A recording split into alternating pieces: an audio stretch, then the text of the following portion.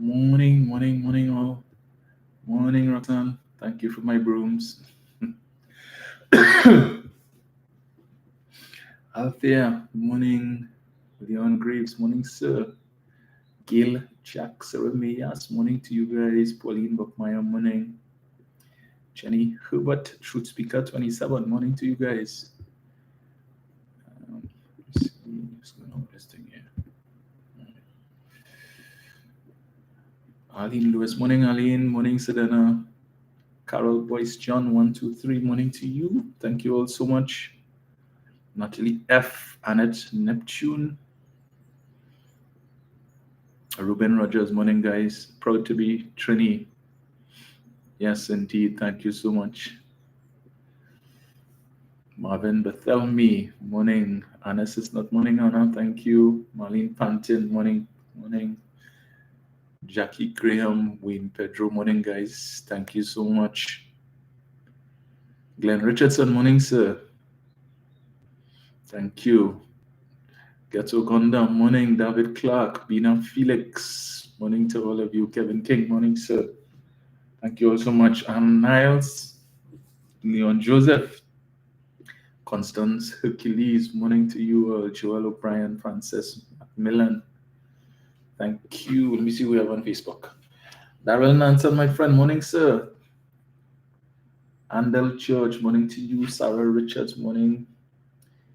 Morning, Carol. Thank you. Diane Charles, morning, Diane. Thank you so much. Rudolph Barnett, Arthur James, Marilyn Wanza, Cloud, morning, guys. Andel George, Ian Michael Clouden, morning to all of you.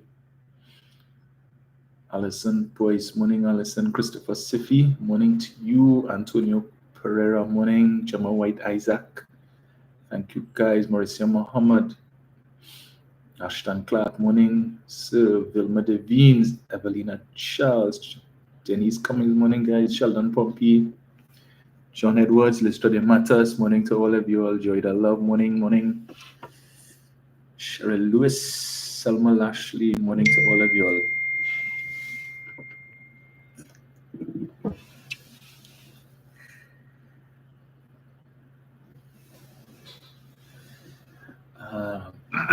Lonnie Rodney, Point Commander Shannon, Helen Trotman. This morning, guys, I just thought I would jump on for a little bit. Yeah. I didn't get much sleep because my phone was off the hook constantly until the wee hours of this morning. Kay Borrell, Alberta Sampa, Jenny Cupid, Gay Cupid James, Rosalind Norrie, morning to you all of you guys, and thank you so much for your congratulations.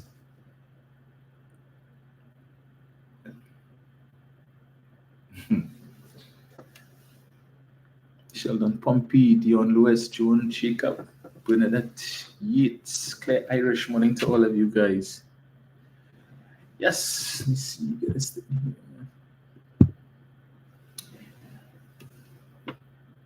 You, Danny, morning to you.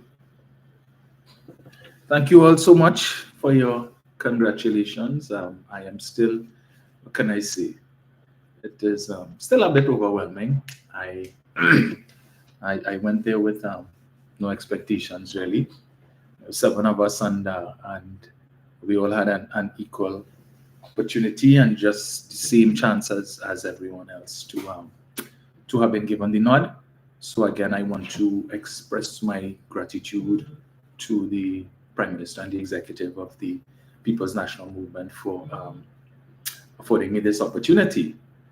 Albeit, as I said, it's a bittersweet moment given the circumstances that would have precipitated this this development.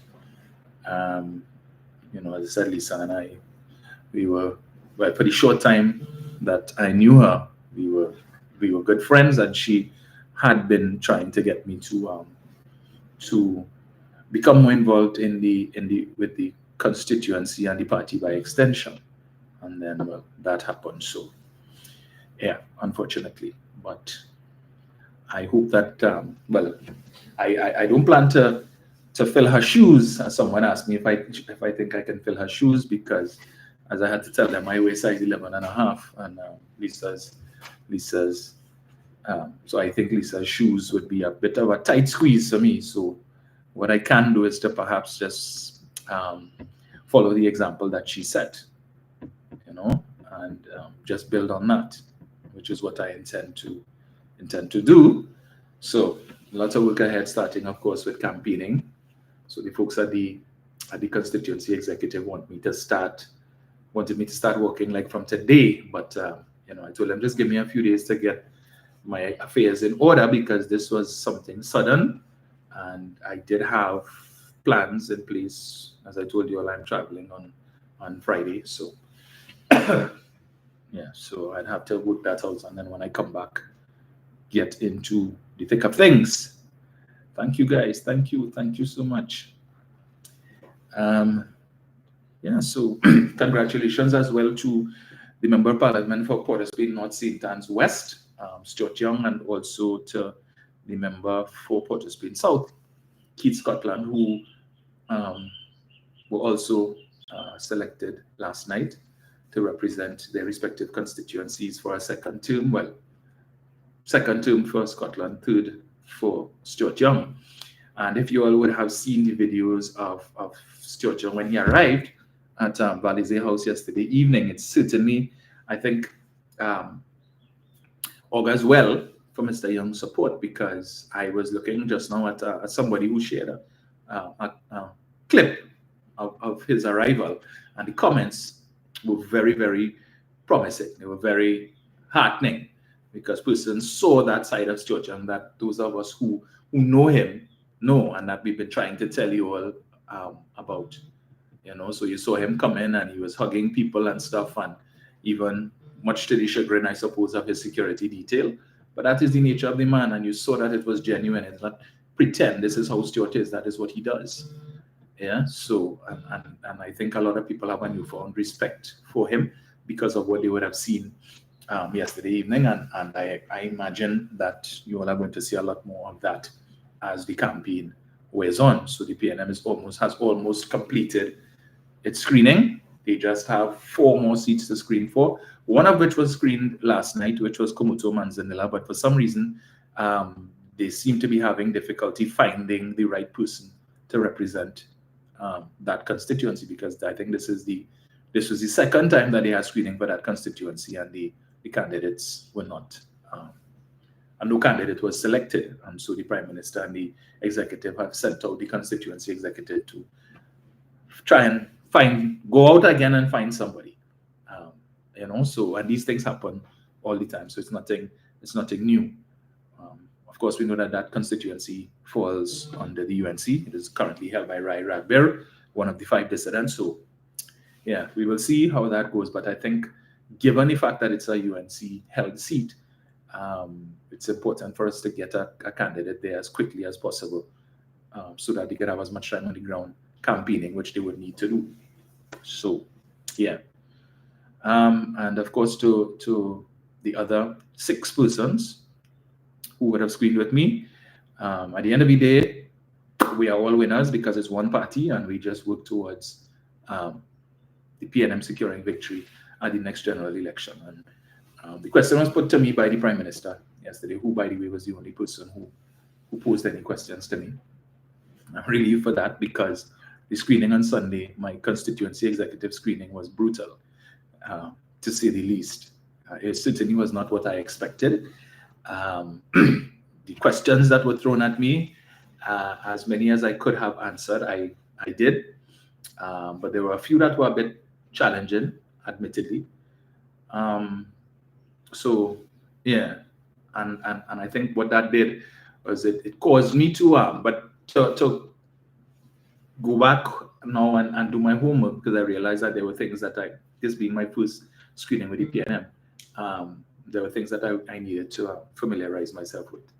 Yeah, but needless to say, it was so brutal that when I left the venue on Sunday, I was of 2 minds if I wanted to go to Balize House yesterday for screening, because I say, if this is what Balize House is like, I ain't going through that, No, no.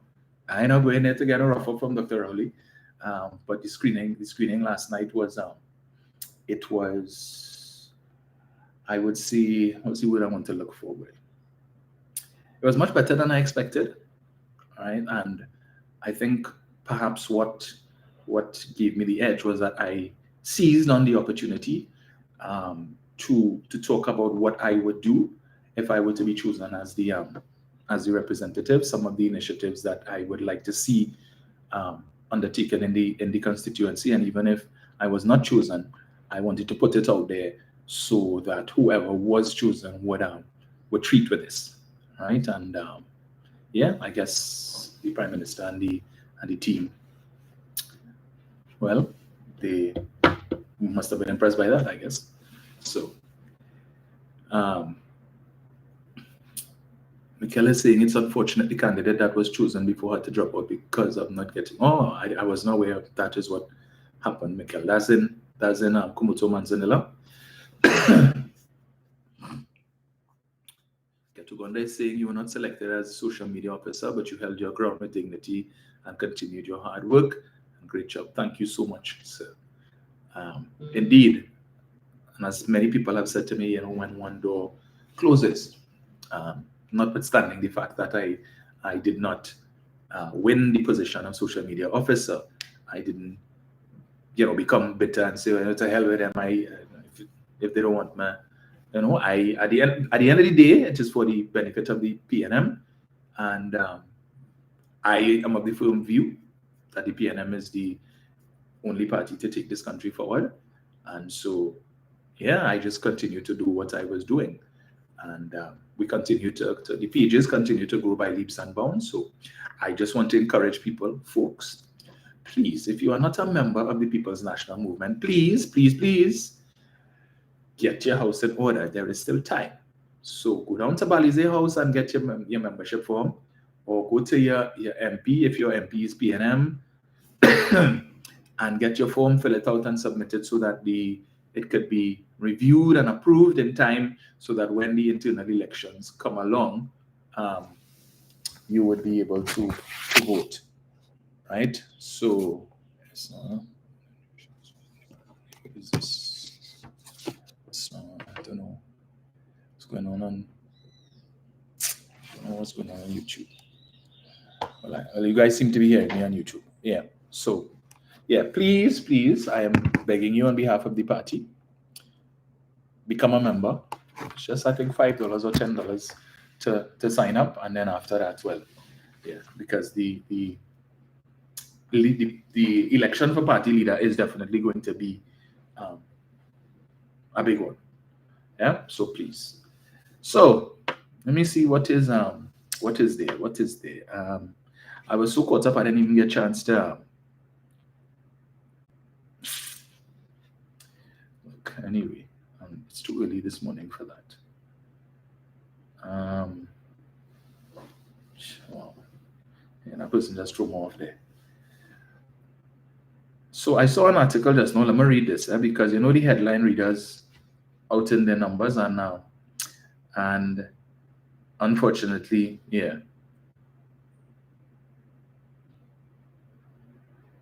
So the article reads: Trump pulls the plug on TNT Defense Force training. As I said, when you go into the comments, the Headline Readers Association out in full force.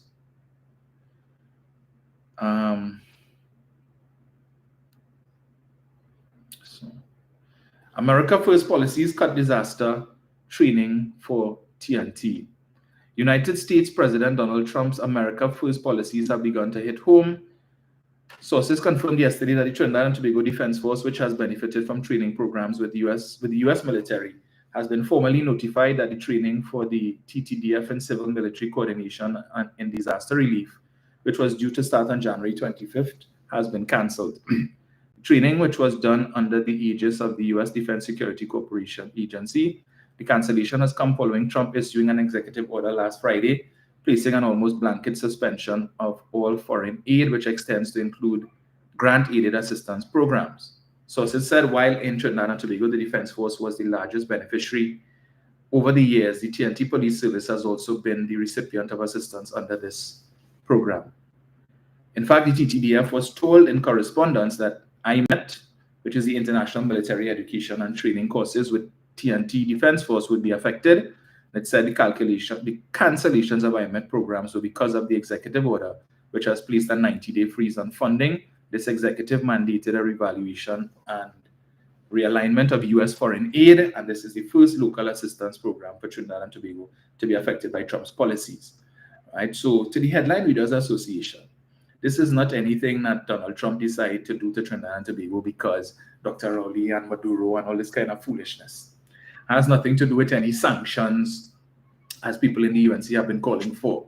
This is Donald Trump's America First policy, where they cut foreign aid to all countries, all foreign aid, all, for a minimum of 90 days, right?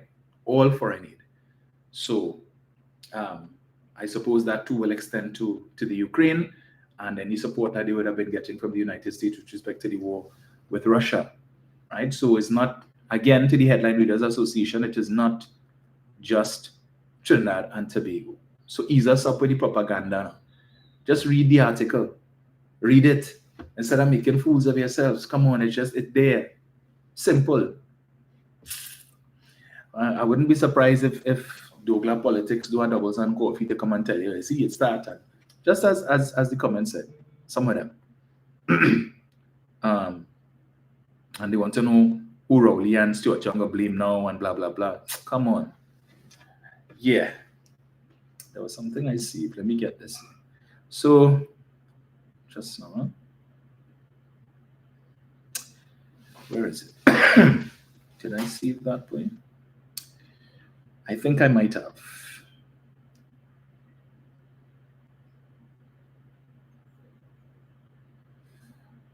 No, I'm not seeing it there. Just right, yes. So, preview indulgence morning. So you all know when I say that what I mean. Please forgive me.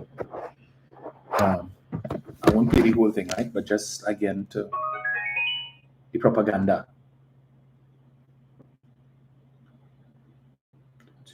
Get this.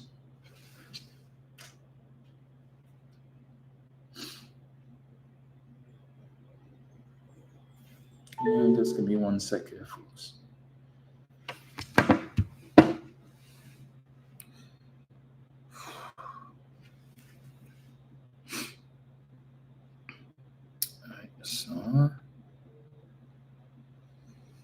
So where is it? Where is it?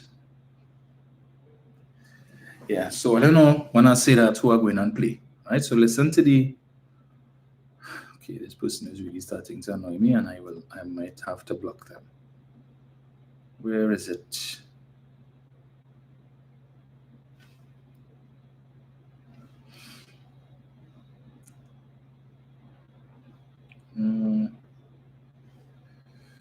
Right.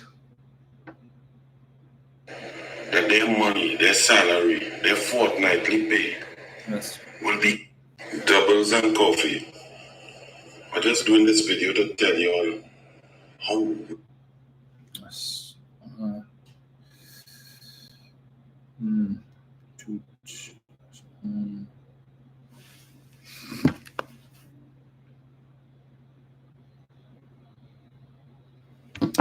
Why isn't this thing connecting?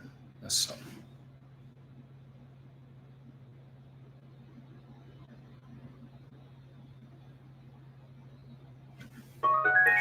Right, there we go. How wicked PNM is. Do you all know that a memo went out to CPEP workers 3 days ago to tell them that their money, their salary, their fortnightly pay will be given, will be halved, and will be delayed. They'll get half now and half later. Think about this. CPEP workers are on the lowest rung of paid workers in Trinidad and Tobago. The PNM has bankrupted this country so badly, but yet they're so callous and so wicked that they harm those that are most vulnerable Imagine you're working for $1,500 maximum a fortnight. In Trinidad and Tobago, you have to buy groceries, you have to pay rent, you have to pay water bill, tea and tech, you have to get to work, you have to pay transport. If you have children, you have to feed your children, you have to buy book, uniform, get them to school. $1,500 a fortnight. And the PNM, who has stretched this country's reserves, foreign reserves, stabilization, savings, has shattered our economy. They decide to harm the poorest workers first. Then delay Rowley salary, Rowley back pay, ministers back pay, big money, eh? And people, ministers' salary, chairman of board salaries and stipends and so on. These people could survive a month because they're not living paycheck to paycheck, cash to cash, money on the dash. You come out at Christmas, when everybody knows, everybody is trying to stretch a little bit to get a little extra food for people to share, to buy gifts for loved ones and so on. They extend themselves. So imagine if you have nothing to extend and you extend it, and then the PNM come in January, and the only people they could try or decide or choose to harm by delaying the pay is CPEP workers. All across the country for the last 3 days, PNM CPEP contractors calling CPEP workers to try and explain why they can't get the money, why they only getting half the money. That is PNM for you. Right. Let's get this here. CPEP refutes claims of unpaid salaries. CPEP company said the CPEP company said it categorically refutes all claims made by any persons regarding non-payment of salaries for contractors workers. In a statement Sunday, the company said the claims are a clear attempt at mischief. On Friday, 24 January 2025, all workers were paid salaries due to them, and those salaries were made available to them via their respective bank accounts in 2 payments. This was a necessary process because of the way in which the fortnights ended and performed to facilitate the company's year-end payroll process. We reiterate, all workers were paid and would have received 2 payslips. The Finance Ministry said in a statement dated December 1st, 2024, that government salaries and pensions for the month of January 2025 would be paid on January 23rd, 2025. Right? But he come and do a whole life to come and tell you such a nonsense about, oh, poor people and CPEP workers and the government wicked and then take Rowley salary and all that. Understand the level of deceit with these people, right? And people will see that. Yes, no. Let me revisit that again. To replay. Yeah. Right, Rowley doesn't matter. We really want to hear you. Nobody cares. Getting half the money. Right. So that lie that I just played there for y'all, this was done half the money. Yesterday, I think it was, one That day is ago. PNM for you. That is 20,000 views, 20,800 views. Right? You see how lies are spread? You see how lies get traction? Because when you look at some of his other videos, they have not gotten that same level of patronage. But for some reason, that piece of fiction, why? Because it was shared 303 times. 303 people listened to that and maybe saying that the PNM wicked and all they could, and they felt that that needed to be shared, and that is why he was able to get 20,800 views in the space of one day. And these are the things that need to be debunked. And CPEP came out and said, as I just read for you, and further to that, the Ministry of Finance would have put out a press release debunking what it is that this man just said there. Right? All over the country, CPEP contractors had to be telling their workers that, I mean, come on now, man. Ease us up. It's too early for that. So let us be on our guard, folks. So when, boy, I don't know, no? I don't know. Yeah. I saw they had the Waste Time Monday night forum last night. I didn't get to see it, unfortunately. I'll probably take a look at it today so I could touch on some of what was said. But I understand the political leader was supposed to have been there, and for whatever reason, she was not, interestingly. And as I told you, well, remember Friday night was Friday that she celebrated 15 years as the political leader of the UNC. So I don't know if it is that she had a very good time over the weekend. She probably continued the celebrations throughout the weekend and she just wasn't able up to coming to the meeting last night, because as you get older, it takes a little more time for you to recover when you've had a very good time. A very good time. Yeah. So we will see. But I said Friday night, the woman she was looking terrible. Really, really looking terrible. Like, I don't know. And still for all, she wouldn't give up.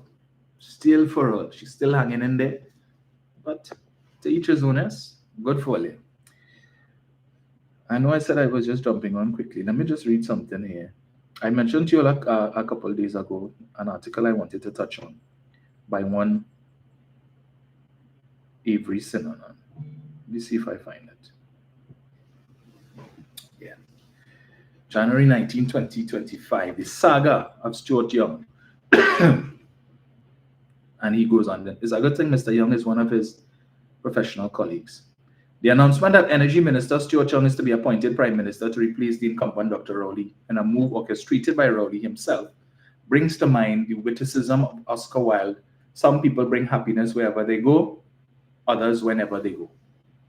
Mirth aside, it is important for the populace to appreciate the full implications of this appointment, which comes against the backdrop of one, the recent declaration of a half-baked and potentially toothless state of emergency, for which Rowley, as sitting Prime Minister, would have had primary political responsibility, and two, just months away from a general election.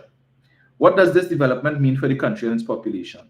Is Stuart Young the political knight in shining armor who will rescue the country from its calamitous journey as it careens inexorably to fail the nation's status? This is a senior counsel talking this drivel, right? Why is this changing of the guard being done now, notwithstanding the clamor for Rowley to go? What really is the objective behind the bifurcation of the prime ministership and the political leadership, which ignores traditional and conventional norms, which is consonant with our inherited constitutional arrangement? Was this move in the public interest? Will this move occasion political instability and cause worry to the populace already traumatized by out-of-control crime?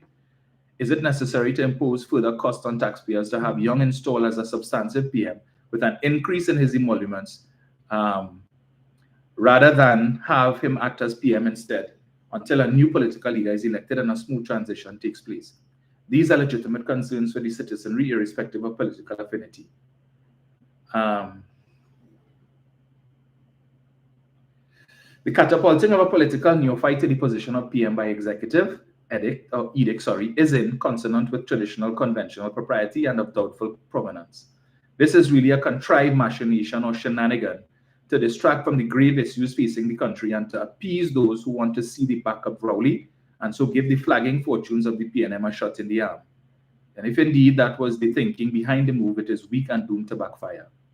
Concerns about the wrong-sided fashion in which the executive imposition was done. The bifurcation raises the specter that Rowley will in essence continue to be the de facto Prime Minister, exercising influence over the ever-willing and obsequious Stuart Young, and having regard to the symbolic relationship or symbiotic relationship between the two men. This may even continue after Rowley officially surrenders political leadership. This is not that far-fetched. Many will recall that early in Rowley's dance as PM, he likened Young to the legendary cricketing all-rounder Gary Sobers and referred to him as my Gary Sobers. Young thereafter clung to Rowley's coattails like a bird on Lagley and was dragged everywhere with him. Indeed, en route to becoming the chief, Young spared no opportunity to heap praises on Rowley and his leadership. For Young, politically, Rowley was the best thing since sliced bread, when the stark reality on the ground was the contrary. a more diabolical spin on this political misadventure, and it is really a political misadventure, is that this move was orchestrated by the cabal of businessmen who feast at the PNM's buffet table and who see Young as its point man. Where he get that from? Avery Sinanan, who is a senior counsel. Is Mr. Sinanan familiar with the maxim, he who alleges must prove? As an attorney at law and senior counsel, he must be familiar with that. But again, people like this individual, who because he's senior counsel and he's big lawyer, he could come and say these things. And there are those persons who will say, well, you know, if Avery Sinanan, he don't normally comment, so for him to come out and say that there must be some merit in what he says.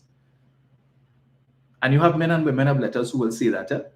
As I've told you all before, I've encountered some who will tell me, well, you know, UNC ain't so bad, you know. They thief, but they do. But we'll come back to that. Even before the dust had settled, certain business organizations wasted no time in endorsing that move.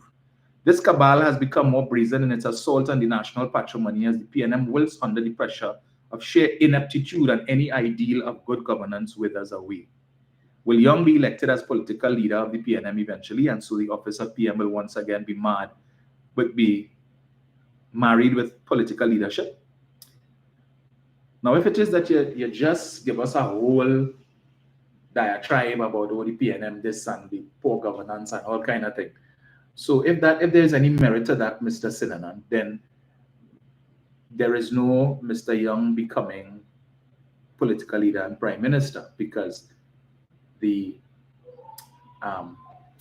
election for political leader will come after the general election. So is it that you are expressing confidence that notwithstanding all the things you just said, the feelings and shortcomings of the PNM that you just mentioned, that you still have confidence that they're going to win, right? No problem. The PNM's front bench is not known for its intellectual acuity, and even Young will not delude himself into thinking this will be a fait accompli. So now he's attacking the intellectual acuity of the PNM's front bench. Who are on the front bench? Dr. Rowley, Stuart Young, Terence Singh, Faris Al-Rawi, Nian Gatsby Dolly. Who else you have? You have Foster Cummings, you have Marvin Gonzalez, and others, Shampa Kuju, and others. So this man basically is now insulting the intelligence of the PNM front bench. I would love to ask him, is there a similar comparison to the UNC front bench? Because when you attack the PNM in this way, basically, even though it may not be direct, you're endorsing the other side, because there's only two options in the general election, or is either the PNM or the UNC. And then when you attack the PNM like this, to the extent that you have, so you're basically telling people here, what, vote for the other side. But you will not interrogate the shortcomings of the other side, who, simplest of cases, were called upon to take a vote on a list of names that was sent to them by the President of the Republic of Trinidad and Tobago. Which list of names was supposed to populate the Board of Commissioners at the Police Service Commission? The documentation was sent first of all to the office of the Leader of the Opposition to get her opinion, as is the law, right? It will be sent to the office of the Prime Minister as well, consultation. But the ultimate decision rests with the President. The Leader of the Opposition, who has a staff in her office paid for by the state with taxpayers' dollars, would have passed these documents on to these people, this small team that she has in her office, for them to scrutinize it, make sure everything on the up and up, and then let her know, so that when she goes to Parliament, she could debate. But yet still, this front bench of the UNC, all 19 of them came to the Parliament, and the one man who debated the matter on their behalf sought to malign one of the individuals whose names were sent, who eventually went on to become the chairman of the Police Service Commission, and accused the man basically of intellectual dishonesty by omitting from his curriculum vitae a very critical piece of information, which is that he was a commissioner on the board of the EBC, right? And they went to town on that. Insulting the man's integrity. And then you have the Leader of the Opposition who's sitting right on the front bench of the UNC, goading on Mr. Munilal. And yes, that is very serious, very serious. And Munilal said, no, this might be cause to take before the Privileges Committee of Parliament for misleading the Parliament and so on. And why didn't this gentleman indicate that and what they're trying to hide? And when the government was speaking, how come they didn't mention that he was on the board of the EBC and all of these different things? And they went to town on that for about almost 10 minutes. He talking about that and getting a chorus from the rest of them around him. Yes, serious thing they're trying to hide.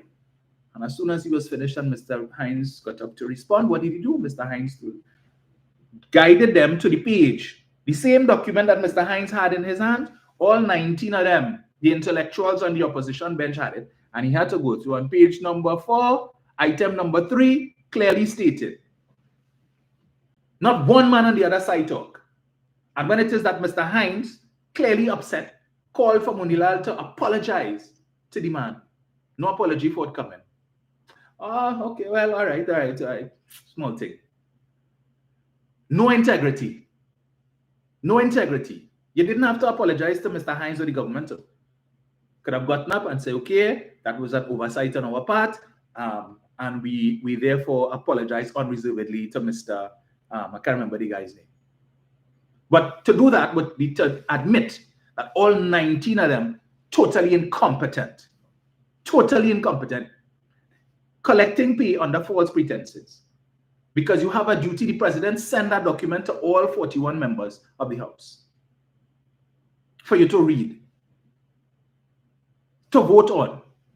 But apparently, because the majority of them know that, well, we're not contributing to the debate, I don't have no time to read that. And so therefore, because of that, you allowed yourself to sit down there and look like a complete dunce.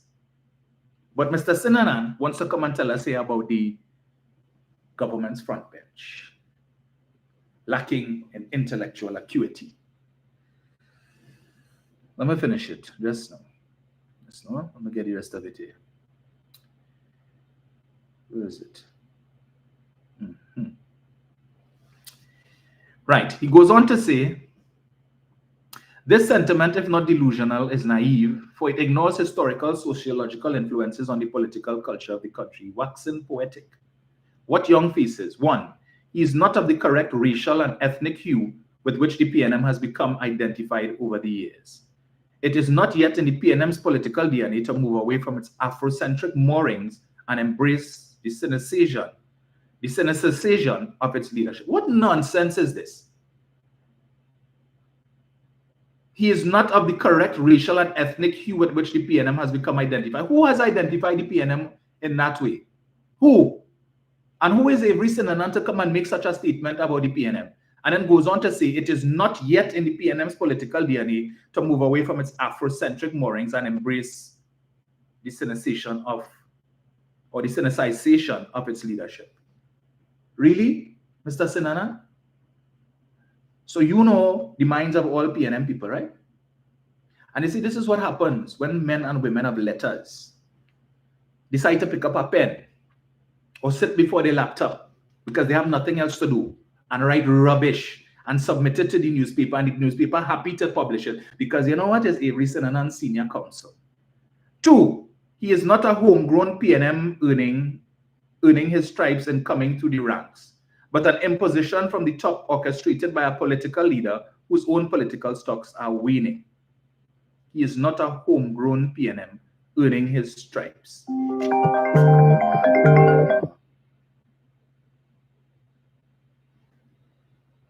Let me repeat that. He's not a homegrown PNM earning his stripes and coming to the ranks. Which ranks? Which ranks was he supposed to come through? Right? I've made the point before that when Stuart Young came in 2015, he was not given a substantive ministry. He came in and Dr. Rowley made him minister in the office of the Attorney General and Legal Affairs. So he was a junior minister. And he also made him a minister in the office of the Prime Minister, junior minister. There were persons who would have come in with the same level of experience that Stuart Young had and would have gotten full ministries. Right? Marvin Gonzalez, when he came in 2020, was given the Ministry of Public Utilities. What experience did Marvin Gonzalez have as a parliamentarian? Which ranks did Marvin Gonzalez come through? I just asking that, which ranks did he come through? In the same way, when Nian Gatsby Dolly came in 2015 and she was given the Ministry of Culture, I believe. Which ranks did she come through? If only could help me with that. Come now, man. I would love for them to tell me that. Which ranks? And there are so many others like them who came in and they were given full ministries. Stuart Young had to pay his dues as a junior minister before he was given the Ministry of National Security. And people like Avery Sinanan and them, like, they forget that. And I don't understand what it is that they have against Stuart Young, that they feel the need. Oh, jeez, ease me up. He is perceived as coming from a privileged group in the society who is firmly in the back pocket of the business cabal. And this is so even though the PNM membership appears to self-indulge in the notion that it is a grassroots party and is on the side of the poor and downtrodden, when the empirical evidence suggests the contrary. Kamla Persad-Bissessar is offering the poor and the downtrodden land for the landless. Come, you want to have land? I will give you a piece of land to build a 2x4. And then you could save your money and hopefully over the years graduate to a 10x10 while she living probably in a 12,000 square foot mansion. Right? But he coming to talk this nonsense here. The PNM likes to indulge in the notion that it is a grassroots party and is on the side of the poor and the downtrodden, which empirical evidence suggests the contrary. And as an attorney, again, he who alleges must prove. But you see, when they like to just put this information or this kind of thing out there, all of this, and people just supposed to give specifics. You are saying here that the evidence suggests to the contrary. As an attorney of law, at law, tell us what's the evidence. Instead of just putting things out there for people to consume and it's absolute rubbish. Young's discharge of the myriad portfolios he has been given has been lackluster and without distinction. Really? Really? Some say too that a measure of the incumbent's arrogance has rubbed off on him. You also saw Stuart Young yesterday. I don't know where it is they get this thing about Stuart Young being arrogant. But again, as his professional colleague, I would have expected better from Avery Sinanan. Both the PNM membership and the country at large know that Young does not have what it takes to fire the imagination of the electorate and inspire the country in nation rebuilding. So who has that? Kamla Persad-Bissessar? Mr. Sinanan? Who has that? Kamla Persad-Bissessar, who continues to bask in former glories when she was prime minister, right? 10 years ago. And that is what she's offering the population. Remember when I was prime minister and we did this? And you remember when I was prime minister and we did that? And you remember when? What can she offer for the last 10 years to say, look, this is to show you that we will do better? When it is she cannot articulate and enunciate on what her party is going to do for the economy, which they continue to malign and say is the worst. Or she tells you, well, look at our economic transformation plan. It is on the internet, and they could go and pull it up and find it and read it. She's too damn lazy to even read it. Or is it that she knows it's pure fluff? Let us not forget that in 2020, you had a number of economists, the likes of Indira Sajiwan and Mariano Brown and others, who described the UNC's National Economic Transformation Plan, which is still offering to you as a manifesto. It was described as pie in the sky. Pie in the sky. They have made no changes to it and still offering you that. Where is Mr. Sinanan's analysis of the UNC's National Economic Transformation Plan? Because when you malign the PNM and write stuff like this, as I said, indirectly you're telling people the PNM ain't no damn good. So who they going to vote for? Who's the alternative? Mr. Sinanan. This thing keeps disappearing. Let me finish the article, right? Because the internet playing the fool today. Just now, let me get it here.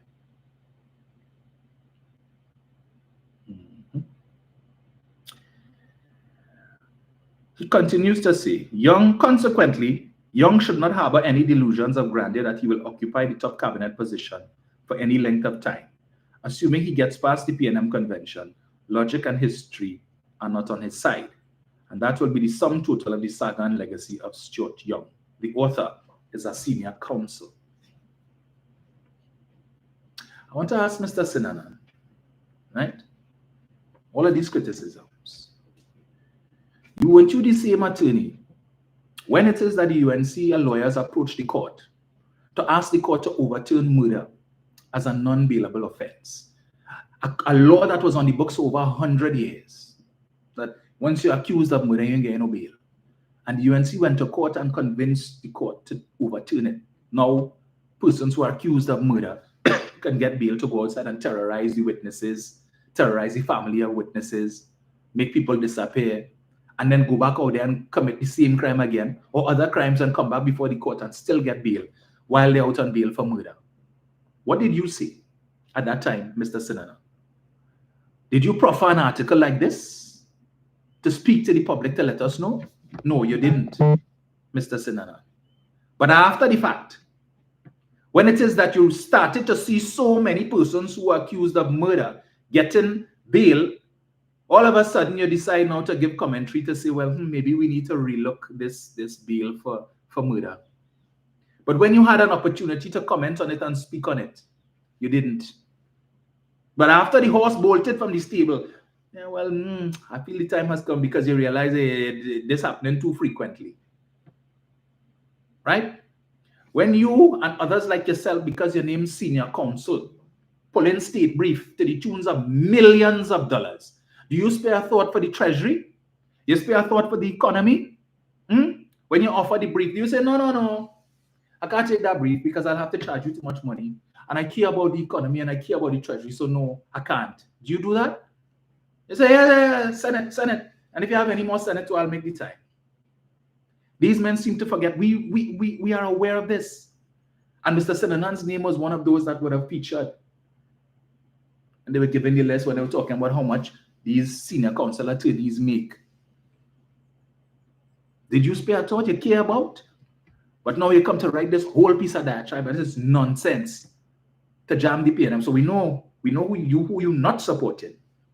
Right? We know who you're not supporting. Because you ain't just jam Stuart Young, you decide to take a choke at Dr. Rowley and the wider PNM. But to come and presume that you could pontificate and talk about how the PNM operates and the PNM faithful, how they operate with respect to the issue of race.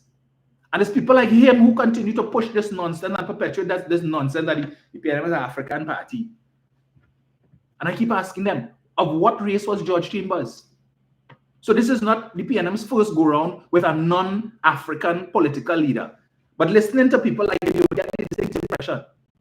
The distinctive, unlike the UNC, which has only had three political leaders, and all three of them were of East Indian descent. Basdio Pandey, and then when he gave Winston Bukaran the Kobo Sweat as political leader, and then Kamla Persad the Cesar, right? Do you think Julian John stands a chance ever being the political leader of the UNC? You think Rodney Charles could ever be the political leader of the UNC? What do you think? You feel Anita Haynes could get a chance? Even if the leadership of the party might want to put God out to the collective thought and do that. The rank and file of the membership will not. The amount of Makaram you will hear, and who is Mahani Makaram, and all kind of nastiness that you will hear coming out from these persons. But you want to come and talk about, so the PNM now. Stuart Young got the second highest number of votes in the last internal election for the position of chairman. That is a senior position. In fact, I was told last night yesterday when we went for screening, I was told, listen, when you go into the room, you have to acknowledge the members of the screening committee, and you start chairman, political leader, lady vice chairman, deputy political leaders, members of the executive. You hear who they say to call first? Chairman. Chairman. So if the people of the PNM had an issue with someone who is not of African descent holding a senior position in the party, Stuart Young wouldn't have been sitting there. Stuart Young wouldn't have gotten 8,398 votes. He wouldn't have gotten that. The reception that he got yesterday, when he arrived for screening at Balize House, he wouldn't have gotten that, right? If the people didn't want him. If the people had an issue with someone of non-African descent leading the party. But they continue to push this thing and want to gaslight persons of African descent. That's something wrong with Stuart Young being the prime minister. Again, he is not the political leader.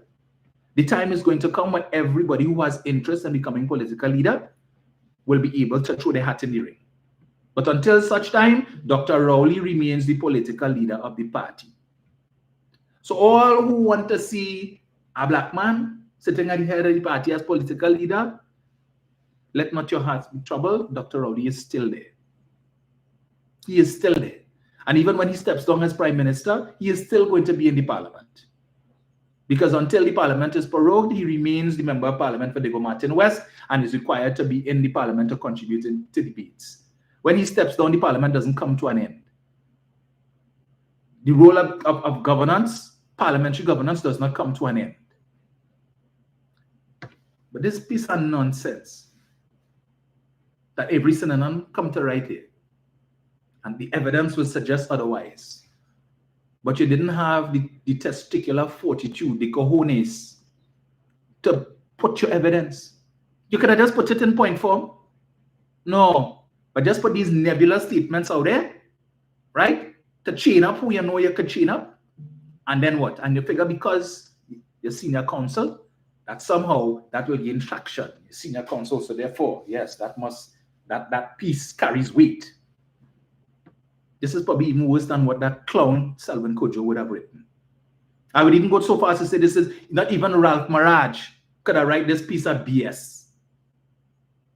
But they're coming out of the woodworks.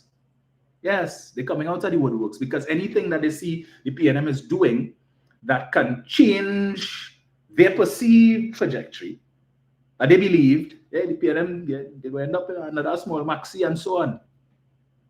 Because you know what they realize? That there are a lot of people who are against voting for the PNM because for whatever reason they don't like Rowley. They believe because they have been cultured to believe that everything they're going through is Rowley's fault. Right? It's Rowley. The price of food high is Rowley's fault. The crime situation in the country is Rowley's fault. You don't have a work is Rowley's fault. Everything is Rowley's fault. You have to pay property tax here, that is Rowley's fault. But you want the road in front of your house, you want it fixed, have a pothole. I'm paying tax. As a taxpayer, what tax you paying? Show us your pay slip now. When last you pay PAYE? Plenty of you who ain't paying PAYE because the same Rowley that you ain't like and Rowley must go is because of him, you no longer have a figure next to PAYE on your pay slip. But for the whole time, Kamla Prasad Bisasa was there. Every time you watch your pay slip, every month you're seeing PAYE and a figure, and a figure. But under Keith Rowley, for the last how much years, you're seeing 0, 0, 0. But you ain't gonna give Rowley credit for that. Right? But I paying tax. What tax you paying? VAT? Well, he reduced that too, from 15 to 12.5%. So you're paying less tax, less value-added tax than you were paying under Kamla Prasad Bisasa. You're paying $430-something a year in health surcharge. But you expect when you go to the hospital, you must get the best of treatment. I'm paying tax. I'm a taxpayer. I should have played that. I'll probably play it on another day. Right? A video that was done by a gentleman in the United States of America who has cancer. And he's dying on not dying. He's lying on his bed in the hospital because he is having a negative reaction to the chemotherapy. And it's to listen to this guy tell you about the struggles that he's going through with respect to healthcare in the United States of America and what it is costing him, right? What it is costing him. Anybody listening here who is on insulin would know. What is the cost of a vial of insulin in Trinidad? For those of you who are on it. My sister, who died 2 years ago, she was diabetic and she was on insulin. And I know when I used to, on the few occasions that she would ask me to buy it for, I think I used to pay about $200 and something for the, I can't remember it was 2 she used to use, right? Joe Biden would have put a cap on the cost of insulin, I think $35 a month. Trump come and remove that. He reversed that executive order by Biden. So now I am seeing posts all over threads talking about how the cost of insulin has now gone from the $35 cap put on by Biden to now between $400 and $600. So what we paying $230-something for in Trinidad, maybe $300 by now because it's been a while, or 3 something. 400 US. You know what's that? 400 US by 7, let's say. $2,800 for the same thing that you're paying, that in Trinidad you're paying for 300 and something. But yeah, run up the road now. Run up the road. Things better up there. And this is the point. These people will not speak about things like this. The government wicked and the healthcare system bad. And when you go in the hospital, you can't even get the medication because some are a little damn cheap. You have the money, you could afford the medication, but no, the pharmacy must have it.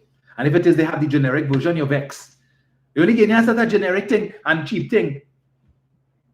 And the government is telling you our financial circumstance at this point in time is stretched. We get the bulk of our money from oil and gas. And right now, oil production and gas production is down. And for a period of time, the price of oil and gas was down. And we had to make a priority over what we were paying. Fortunately for us, we are seeing now where in North America and other places, the weather favors an increase in the price of natural gas. Because with all this cold weather in places like Florida and stuff, seeing snow, there is an increase in the need for heating. And therefore, there is an increase in the need for natural gas. So we've seen an increase in the price and we're benefiting from that now. But what we have seen is that whenever there is an increase in the price of these commodities, and the amount of money that we receive exceeds what the government's projection was. The government of Keith Rowley, and doing what Kamala Persad are doing, and say, let me take that, make a little extra money, go and spend that. Contractors, all they give me a call. We have money to thief. That is why for 5 consecutive years, one under Dukaran and 4 under the $11.625 million man, we never had one single budget surplus. At oil prices at $100 and something a barrel, and I can't remember, but I know natural gas prices were much higher than it is now. Because Persad Bissessar is on record as having said that her administration had the highest energy revenues in the country's history. But you were never able to realize a surplus because the more you make is the more you spend to try and fool and mama guide the population. Give them thing. Yeah, give them thing. Let me build. So we could thief. We get them a little crumb and to fool them now. Baby grant, yeah, get them $500 a month, they're happy for that. And we go to 500,000 or 500 million. We will do that. Right? So, get them color me or in $69 a day to paint dilapidated buildings, but let them know they have to pay for the jerseys. And they're happy they get a 3 months work, $69 a day. But the man who provided the paint and the scaffolding and so much, he eating a food, drinking a juice and belching too. And they're coming back with that same nonsense again. Get them land for the landless now. Get them a certificate of comfort. We know they can't do nothing with that. And Keith Rowley is telling you, come, we will give you deeds of lease.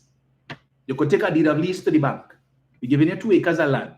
You want to start a business, come, look at deed of lease, saying that you have title to this property. Under Kamala's certificate of comfort, you have 0 title, nothing.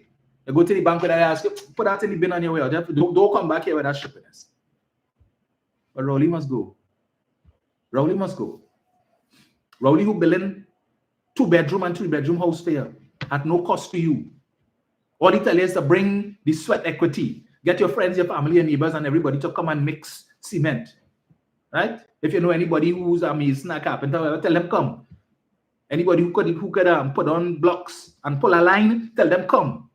So we don't have to spend that money in labor. So the money that would have gone into labor, we could give you a better house. Maybe we could tile the floor for you, or we could probably put in a ceiling and not just give you the tin roof, or something like that. What is the UNC and Persad Bissessar offering? 600 families to benefit from that in the first instance, but no credit for that, you know. And we are seeing, I saw a video with a gentleman that's posted on the debunking page, who was the beneficiary of one of these houses. When you look at what he was living in before with his girlfriend and I think they have a child. Planks of wood missing. They put in curtain and things to hide. You see this 1-bedroom thing. People chastising them. They say, a big man, a big hardback man like you and living in that. And you have a woman too. You're in shame.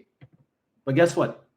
Thanks to the the Housing and Village, so it's HVIP, Housing Village Improvement Program. He now has a 2-bedroom concrete house with indoor plumbing. Yeah? So you have to run out in the bush. because the house that he was living in was a 1-bedroom or a 1-room something on a precipice. But thanks to Keith Rowley, the wicked and evil Keith Rowley, he now was a proper. But you know what I say? Yeah, that's what they're good for. A big hard back man like that they give. So who come like giving the land to and the land for the landless? Not big hard back men. No, she giving it a big hard back man. So I get the land, you go and fight up how you could and see if you could build the house. Put up your 2x4 and spend a few years dreaming of your 10x10. You ever hear Dr. Rowley talk about it? No. But these are the things. Avery Cinnamon wouldn't write an article, and people like him wouldn't write an article promoting these initiatives. But he has the audacity to come and say about the PNM, was that they like to pretend that they are the party for the poor and the needy? When we could point to countless policies under this administration, which is intended to bring the poor out of poverty, as Dr. Rowley said. But when you look at all the alternatives and what they're offering you come general election 2025, any of them offering any programs like that? You feel every citizen will go and interview any of the people who benefited from the Homestead program, who get the 2 acres of land, the $20,000, and all of this, the training from UE and all of these things, to see how it's impacting on their lives? So he could write an article on that. He will go and speak to any of these people who have been the beneficiaries of the 600 families who have been the beneficiaries of these 2-bedroom houses. A certain step up from what they were living in before. All that money that he gets in legal brief, you feel he will drive around and say, hey, look something, hold that. Let me help you build a house or something. No. Stockpile the money in the bank account. So when you chuck your card in the machine and the slip come out, millions are feeling good. Let me see how much more I can get. But you want to come and pontificate. Miss me with that. Every sinner. Bunch of hypocrites. Hypocrites. Chastise the other side for the foolishness when it is that they refuse to support legislation that could bring down crime. When they could come in the parliament and talk a piece of nonsense, we are supporting this bill because we want to see the data. We want to see how much people get locked up under the anti-gang legislation, because the data that the police send us here is reading like a binary card 011100011. So they're not concerned about the deterrent effect, only the punitive. So the police are locking up enough people under the anti-gang legislation, so it makes sense that we extend it and deprive people of their constitutional rights. Their right to apply for bail. No, we ain't going through that. When you do that, what happens? These guys is a free-for-all. Now they're happy when they're out there and killing people, because we taking note statistics, but let me see how much they killed today. 3. Boy, we had a good day. We had a 5 last night, boy. Oh, gosh, yeah, boy, we had a real good day. When it is that you realize, hey, January 2025, today's the 28th, and we've only had 25 murders. How much we had for the whole month of January last year? 44. Fellas, while you're behind quota. While you're on 25 last year, at the same time you're on 36, 38. What's going on? Fix that. You're behind quota. Right? We need to break record from last year. So last year was 44. You'll be 52 this year now. It's too late. So you still have 3 days. You could go on a spree and kill a few. Because we need to ensure that we over 600 every year to get back into power. And then do what? For 5 years, they come and tell you, well, we couldn't bring down crime because Rowley did, and Rowley that, and Rowley and them mash up the economy. And it's because we have money to do this. So in the newspapers yesterday, a man shot his wife and killed himself. But their solution to crime? Give the law-abiding citizens FULs. Well, a certain until he committed that crime, was a law-abiding citizen, a former TSTT employee, a man of upstanding, yeah? But he had gun, so he could kill his wife, kill himself, probably because of some dispute. How many more stories like that can we expect to read if you put them back into power? And she thinks the answer to the crime problem is to give law-abiding citizens guns so they can have a fighting chance against the criminal element. Not that she's going to reduce the amount of crime, not that she's going to reduce the incidence of crime, not that she's going to bring down the amount of home invasions and all of these different things. No. Expect these things to continue. But what I will do, I will give you a gun so you could have a fighting chance. And if you happen to kill somebody and it had nothing to do with you being, your home being invaded or anything like that, I will give you a stand your ground law so you could see you felt threatened. because the person tell me how my mother make me and he lunged at me and I thought he was going to. So I pull out my piece and I put 2 cap in the backside. All right. So you felt threatened and you felt your life was at risk, in danger. Okay. You're free to go and kill again. Remember Johnny Abraham who tell them, when you see they come, do what you had to do, and I go tell all you what to say. Former senior police officer will come on national TV and tell the population that, do what you had to do. I go tell all you what to say. How many people did he tell what to say when he was in the service? But that's what they're offering to you. And bringing a set of stragglers, right? 1 or 2 unknowns to offer to you, the population, so that they could sanitize the party and tell you, well, look, we have changed. Why are you doing that? That is an admission that what you offer, what you currently have in the parliament, is no damn good. Because if they're good, you know what you would have done? You would have kept them. But the fact that you're kicking them, and those who have been working in the vineyards, like Annie Roberts, was plowing in the vineyards in St. Joseph for about 2 years. And she ain't gave him no blight because she know he ain't no damn good. Unfit to be in the lower house, but you have him still in the upper house. So you bring some nondescript lawyer named Dervish Pasar, whoever the heck his name is, to fool people. Look, we're cleaning up. But as long as the head remains the same, whatever is below, because all they like to say, the fish rottens from the head. So it don't matter how the rest of the body look. Even if they're doing cosmetic surgery to the rest of the body, just like Prasad says, real face, that the makeup can no longer hide what is under there. These cosmetic things that you're doing ain't going to help all your party. As Rodney Charles said, nobody of integrity wants to associate with the UNC. So even though these new people all they're bringing here, we don't know them, and they are not known to be in any kind of wrong stand-up, right? That don't mean that they have integrity. Because if they could associate with you guys, knowing the things that you all do, that you could have a man who's on $1 million bill sitting as the chief whip, and still probably going to give him a chance to contest that seat again and represent the citizens and the constituents of Pointe-a-Pierre. You have no shame. And we want no part of that. But there are plenty of them outside here who have no problem staining their finger but want to come and condemn the PNM. Call it rock so with that. Rock so with that. 770163. It's a good thing I say I was just jumping on for a short bit this morning.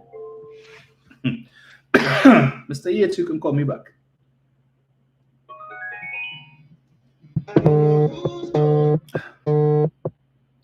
Hello, good morning. Hello? Yes, sir. Right. Just a few quick points I would like to make this morning. One, so I will deal first with Mr. Avery Seminar. So you're comparing the front bench of the two parties in the lower house. Let us start with Mrs. Robinson-Ricci, a lawyer of wide experience, has been a foot soldier of the PNM, having straddled 2 PNM administrations, the Manning administration and the Rowley administration, for years. When she stands up in the parliament, it is always full of articulation, an excellent speaker, a very, very intelligent person. You don't hear her using green verbs and talking a set of damn nonsense. She's a very powerful speaker in the parliament. And I'm talking about this now because you're talking about the poor level that you have on the PNM front bench. Mr. Ferdinand, after Robinson-Ricci, you have Dr. Rowley, a man with a doctorate. And mind you, this is no honorary doctorate, like the chief across the road. This is no honorary doctorate. This is a man whose first degree, his bachelor's degree, was first-class honors. First-class honors, I don't know when you do your law degree, if you got first-class honors or anything near to that. I don't know. But I'm telling you that Dr. Rowley got first-class honors in geology. And his other 2 degrees, his master's and his doctorate, he got distinctions. Okay? So he's a highly rated academic in his field. We're talking talking about quality of front bench. You ever hear him talk? You ever see him stand up to talk? Unprepared speech. No file in front of him. He is speaking ad lib. An excellent front bench speaker. And you forgot, Mr. Romain, Reginald Armour, an SC of high repute. High repute. And you see that word I'm using there? I'm going to come back to it in a minute or so. Of high repute. Having distinguished himself in the legal profession, not just in Trinidad and Tobago, but in the Caribbean, highly respected. Then you have Colman Burt. I don't know if you know Avery Cinnamon. You should know. But before he entered representational politics in 1991, Colman Burt was a lecturer at UWI, in civil engineering, He was a lecturer in civil engineering at UWI. At age 33 years, he was lecturing at UWI in civil engineering. I don't know if you know, but do you also know, Avery Cinnamon, that in addition to being a civil engineer, he also has a degree in maritime law, from some British university. You see? And then you have Stuart Young, a gentleman who has distinguished himself as a corporate lawyer in this country. We have seen him at commissions of inquiry and representing big companies in this country in court matters. And then you have Faris Al-Rawi, who has been a practicing lawyer for quite a while and is now an SC. And then say what you want about Fitzgerald Hines. We're talking from bench business here. He's a strong speaker in the parliament. And Avery Cinnamon, I don't know about you, but however you take it, Fitzgerald Hines has an LLM, a master's in law. So he's proficient in his field. You have a master's in law? You have an LLM? Avery Cinnamon, you have an LLM? You don't have to like Hines, but that is his professional designation. LLM. Good. Cross the floor now. You have a man who's the chief whip. $1 million bail for fraud. $1 million bail, that is an excellent person on the front bench. A man who's now charged and on $1 million bail. $1 million bail. I'm quoting this Dr. David Lee for years. It is an honorary degree. It is not an academic doctoral degree, Avery Cinnamon. It's an honorary degree from the University of the Southern Caribbean. And I'm not berating anybody, but when you look at the pantheon of universities in this region, you tell me where the University of Southern Caribbean falls. You tell me that. You tell me. But it is an honorary degree. Next to him, his boss, a self-imposed senior counsel. And you would know, as every decent lawyer would know in this country, there is not one legal matter that you could point to where Kamala Prasad Bisesa has distinguished herself. Down the line, Monilal, who got his formal education, his university education, thanks to Basdeo Pandey. He got it on a scholarship from the Sugar Union. It's Pandey who gave him the scholarship to go to The Hague to do his master's and doctorate. Pandey, the same Pandey who he turned on in 2010, the same Pandey. He and a fellow called Samaru Siwa, both of them was working in the sugarcane fields, Sugarcane Union office, and they co-authored a book about Pandey and Enigma Answers. I know it, I have the book. I know it, an Enigma Answers. They were praising Pandey by list to see where you turn against Pandey in later years. Okay? Indulging, belatedly get some degree. Avery Cinnamon, you ever hear him talk? You ever hear him talk stuttering and sputtering? So when you're talking about front bench, get your marbles in the right place. Eh? And finally, Mr. Avery Sininan, when one of this country's best lawyers, Douglas Menz, was the lead attorney prosecuting Galbaransing and Ferguson in that Piarco airport matter for years. Every time that team, led by Douglas Menz, make a court appearance, they beaten the pants off of Galbaransing and Ferguson lawyers, winning all the time. All of a sudden, Ram Logan remove Douglas Menz and his team of lawyers. Success story, eh? He put you to lead the case against Galbaransing and Ferguson. What happened? Your first court appearance, Avery Sininan. Since you so bright and you so this and you so that, you lost the case. You lost the case to prosecute and to expedite Galbaransing and Ferguson. You were the lead attorney and you lose the case.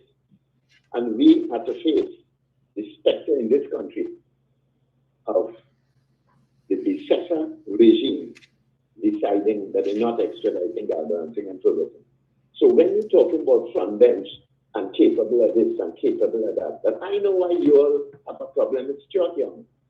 We all know, you know. You see in Stuart Young, you all see your own race, Avery Sininan, in Stuart Young's bloodline. And you also see David Lee's race in Stuart Young's bloodline. So he combines the two UNC bloodlines, half Indian, half Chinese.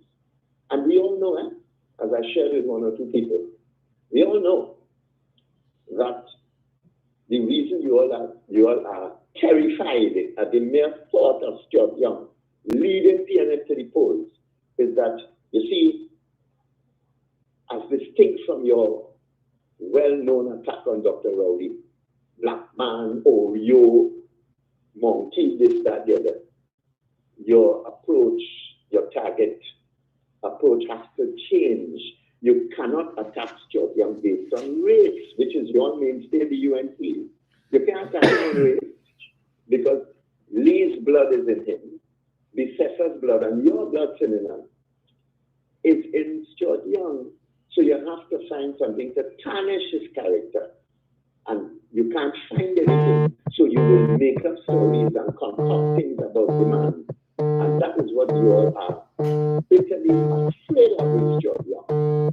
The thing you all use the most, which is your king strategy, race, you can't use that against Stuart Young. So I expect in the coming days, as I've told people, expect to hear that he was with this woman, he had children with this woman, he had mind them children. They might even reach the point of saying that he was with his stepdaughter. I expect any level of gutter politics and attacks from the UNC. But Sininan, you have to be a big joker to talk about the quality of PNM bench and against the quality of across the road there on the front bench. And Padarat, what is he? Professionally, and as a platform speaker, as a contributor in the parliament, what is he? Look, Sininan, look, give us a break this morning. Give us a break. As Conta says, we see you, I see you. All of you all coming out of the lattice work, as Mr. Romain just said. And what a pity. You all have nothing to offer this country. Thank you. Thank you, sir.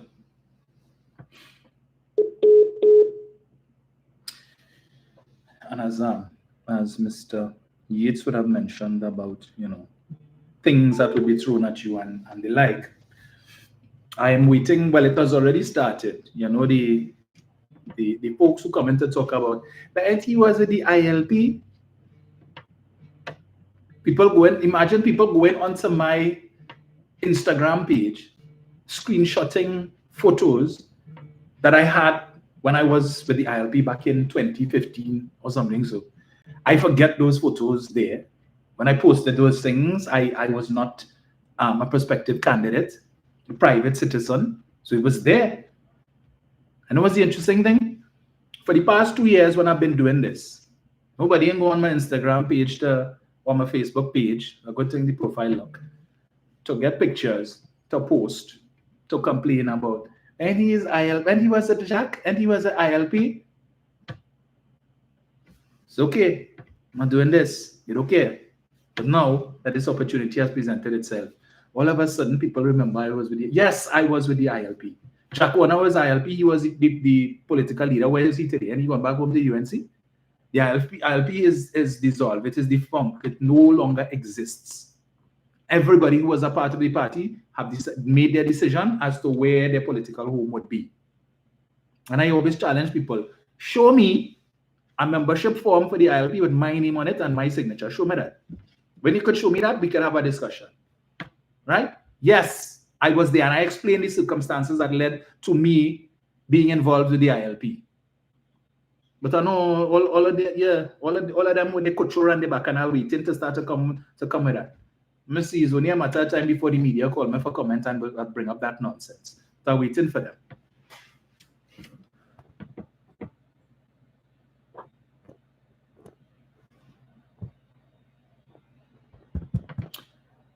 Just now, let me just change this here.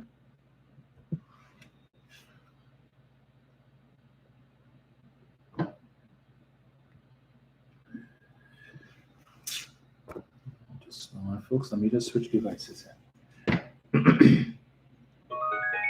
Hello, good morning. Hello. Hello. Hello, good morning. Dominic. Leave it there. Dominic. Leave it there. What's going on? All is well. I can't complain. Okay, boy. Yes, sir. How can I help you? Let me hear what Bacchanal you come in with this morning. Dominic, should I say congratulations? I ain't calling anyone 106.5 this morning. 106, boy? Should I feel honored? Did you get you, Dominic? Yes, I did. Wonderful. It's damn time to give you something. What the hell is this? You're working hard enough for that. Leave it there. Hey, Dominic. Yes, sir. That 69th anniversary PNM had in Napa. Were you there? I don't know why Dr. Rowley had to go there. Why did he go to Savannah? Were you there? No. Okay. I went to Milan. All right. I'll tell you why he didn't go to the Savannah, because I'm sure that you are aware it is Carnival in Trinidad and Tobago, and the Savannah is under, preparation for all of these Carnival events. All right, you get away with that one. All right. Hey, Dominic. Yes, sir. Did I see Louis Leasing daughter at that 69th anniversary on the platform? Louis Leasing's daughter, I'm not aware Mr. Leasing has a daughter. You see, Dominic. Again, Mr. Leasing, I am not aware Mr. Leasing has a daughter. Who is his daughter? Lizama Leasing? That is not his daughter. That is his I guess soon to be ex-daughter-in-law. She's married to Louis Leasing's son. Yes, go ahead. But they didn't invite me. Yeah, you see, Dominic. I didn't. It was an open invitation. Nobody knows who you are. I go put on a red jersey and show up. Dominic, that is why Dr. Rowley gave rid of she. So he can slip in that one in Tobago and say Dennis in the Senate. That is why he do that. And I'm sure all you know that too. All you know that. Leave it there. Nothing. Leave it there. As Prime Minister, it is his prerogative. He could remove who he wants. So he didn't need any excuse to remove Laurel. He could have moved anybody else for that matter who is not a minister. Because he wanted to slip in that one from Tobago. All right. So what's wrong with that? What is wrong with that? What? Yeah, but what is wrong? What is wrong with that? If it is, one more thing, Dominic. Go ahead. Dr. Rowley said he had no hand in Hines stepping down for Kareem. Will you really believe that? Will you really believe Dr. Rowley didn't have no hand in that, Dominic? Will you fully believe that? Dominic, I will leave it there. Leave it there. I will call you. I will call you personally after, and we will have a discussion. I will leave it there. Leave it there. I will call you. I will call you personally after we will have a discussion. Blasted cross. Brian. Hello. Good morning, Mr. Ramin. Morning, sir. Just now. Hold one sec there. I don't know what happened with this thing. Let's connect it. Change the audio. That's not. Yeah, Brian, go ahead. Yes, good morning, Dominic. Morning, sir. And good morning to your listeners and callers. First of all, Dominic, let me congratulate you. Thank you. Success yesterday, and it would not have been easy. It wasn't easy. I was stressed. So congratulations once again, and Thank you. forward ever, as the union would say. Backward never. That's right. Backward never. On to more victories. Dominic, I'll tell you this.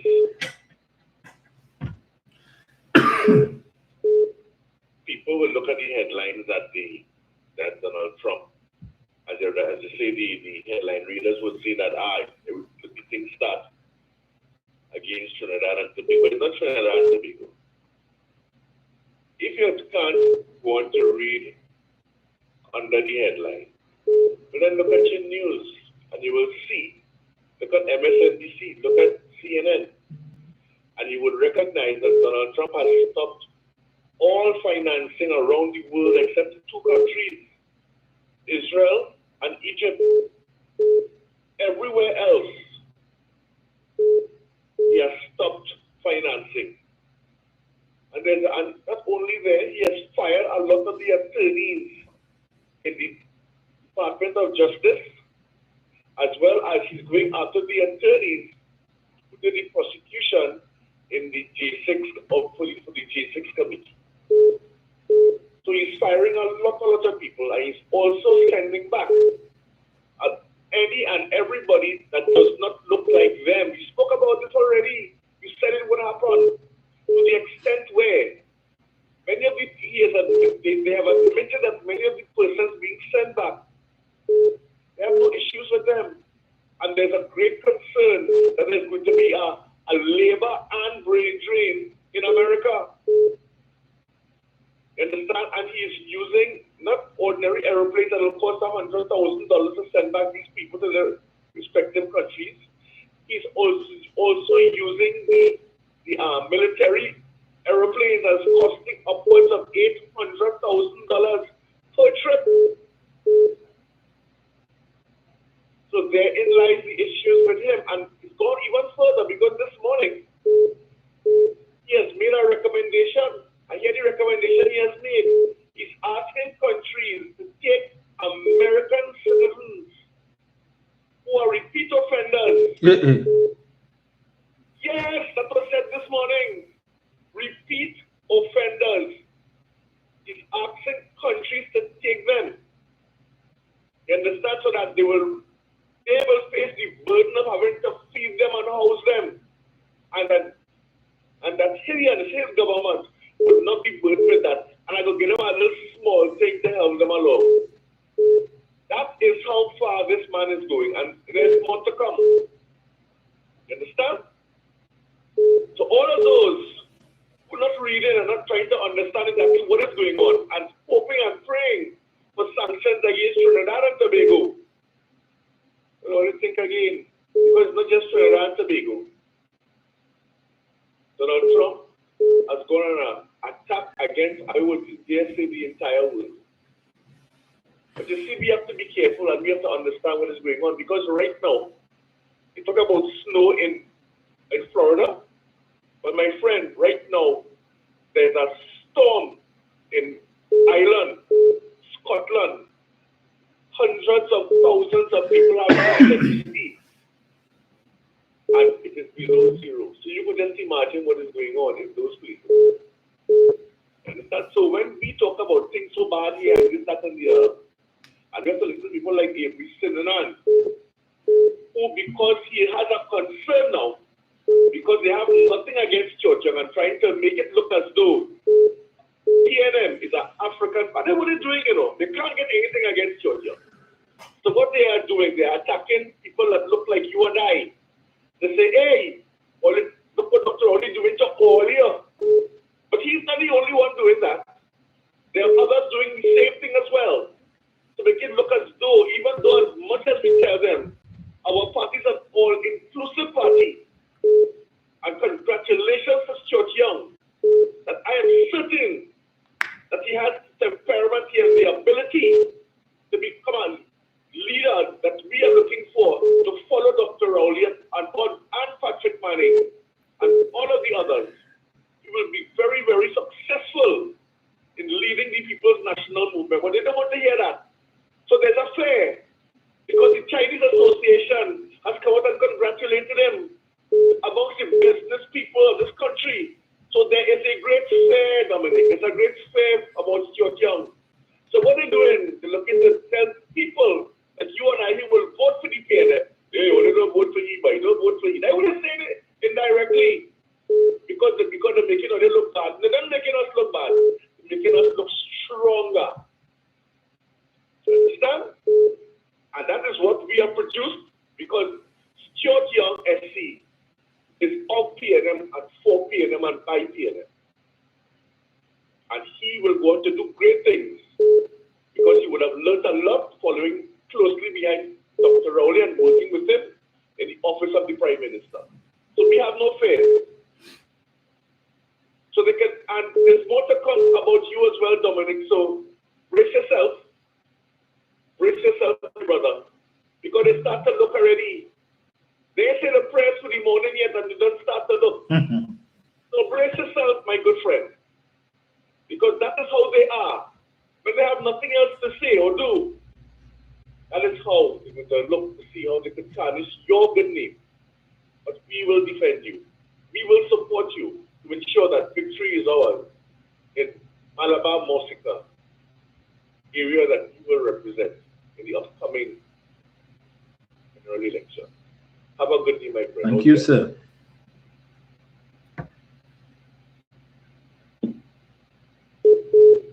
So I see someone on Facebook by the name of Rick Williams is telling me if I'm an MP, I can't speak like that in the Parliament.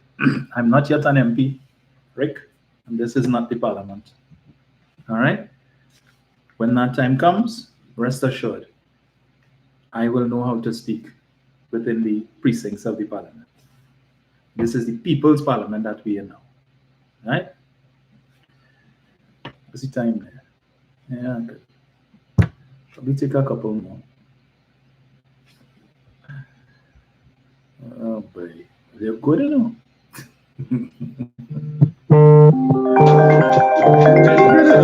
Anyway, Debbie Markey says Trinidadians to understand the geopolitics at play outside here.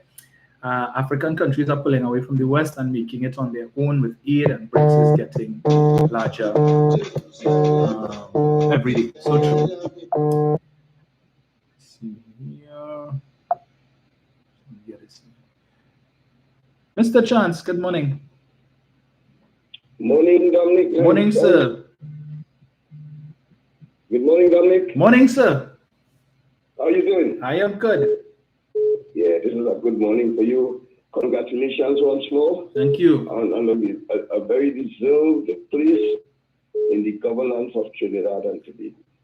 This morning, I want to direct my attention to my people in Malabar Mosika. See, this morning, Mr. Dominic Romain is my focal point. Malabar Mosika, this is his name, Dominic Romain, a young, bright PNM soldier who will bring victory for Lisa and the PNM. You know what I'm talking to? My people who are listening, and I want all of you, within the sound of my voice, this is Devin Chance here. All these communities, Karapo, the people of Karapo, we come in. The people of Malabar, the family in Malabar, we come in. Reading Ashton Ford, I talked to you this morning, we come in. Yeah, Ocean Road, them boys in Jala, Pantet, and all them boys around here, we come in. Cocoa Road, the Bollards, Bobby, and they're all, we come in. Lawrence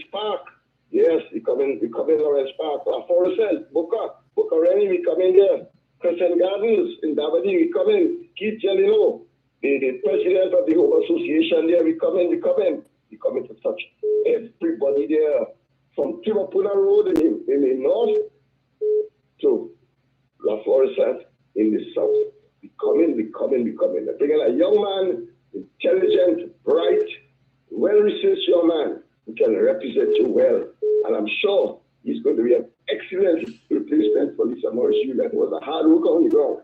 And he's accustomed working on the ground. So let me call those communities again, letting you know that we coming. Karapo, we coming. Then boys in Karapo, we coming. Malabar, we coming in Malabar. Relay, Astelford, right? You promised to call Dominic this morning. Fulton Road, yeah. In Jalas Man, Kent, all them boys down there, we coming. Samaru Village, we coming. La Florissant, we coming. Boca, we coming. Keith Jalino, we coming. We want to touch all those communities so that we bring a resounding success for Dominic Rooney. Thank you very much, Doctor. Thank you, sir. Hello, good morning. Hi, morning, Dominic. Hey, Jan, morning. Only call us with factors for one thing.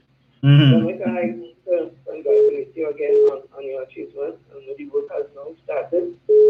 And we pressing through.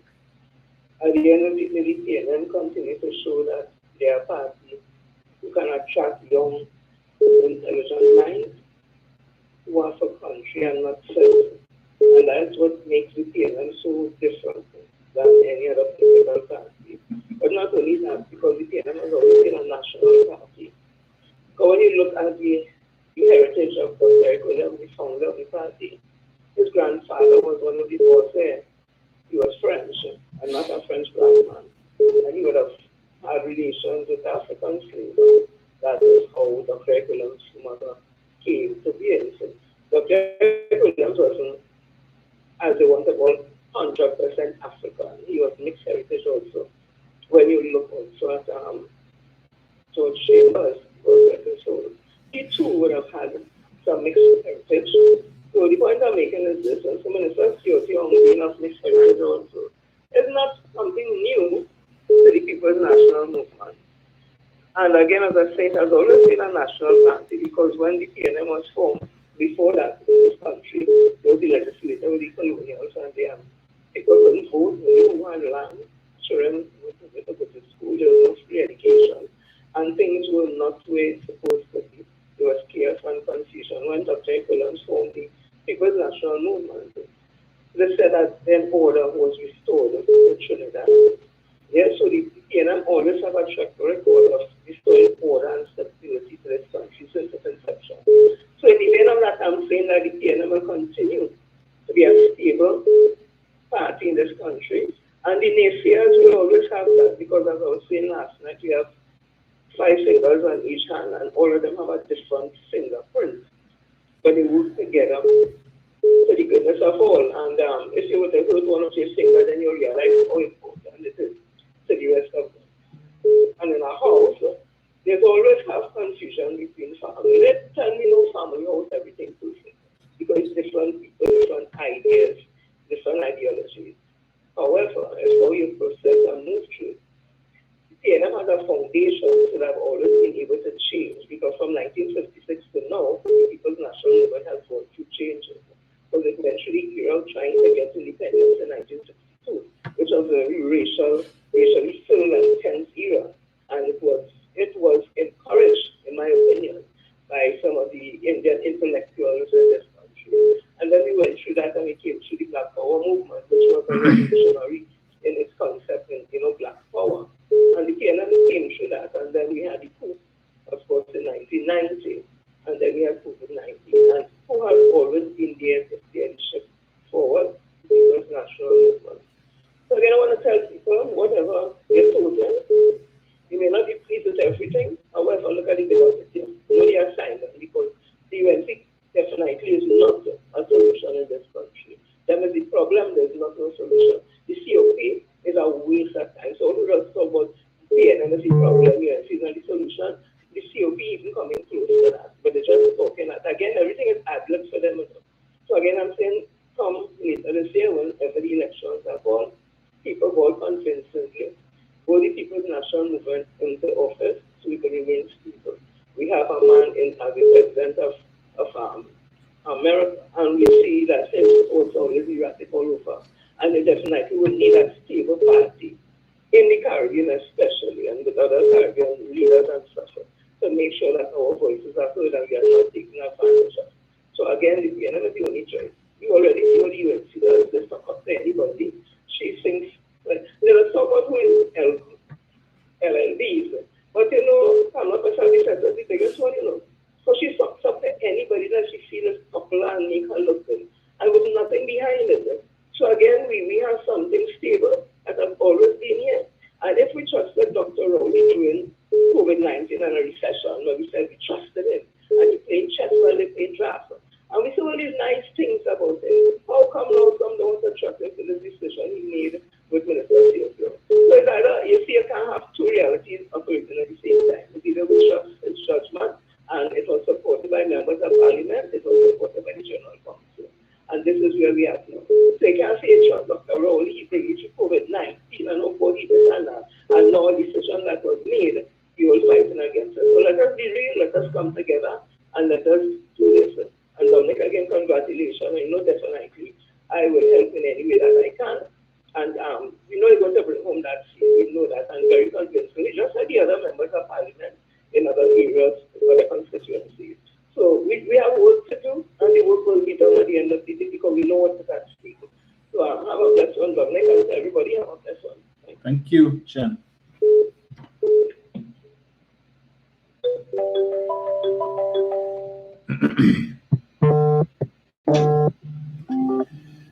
Hello, good morning.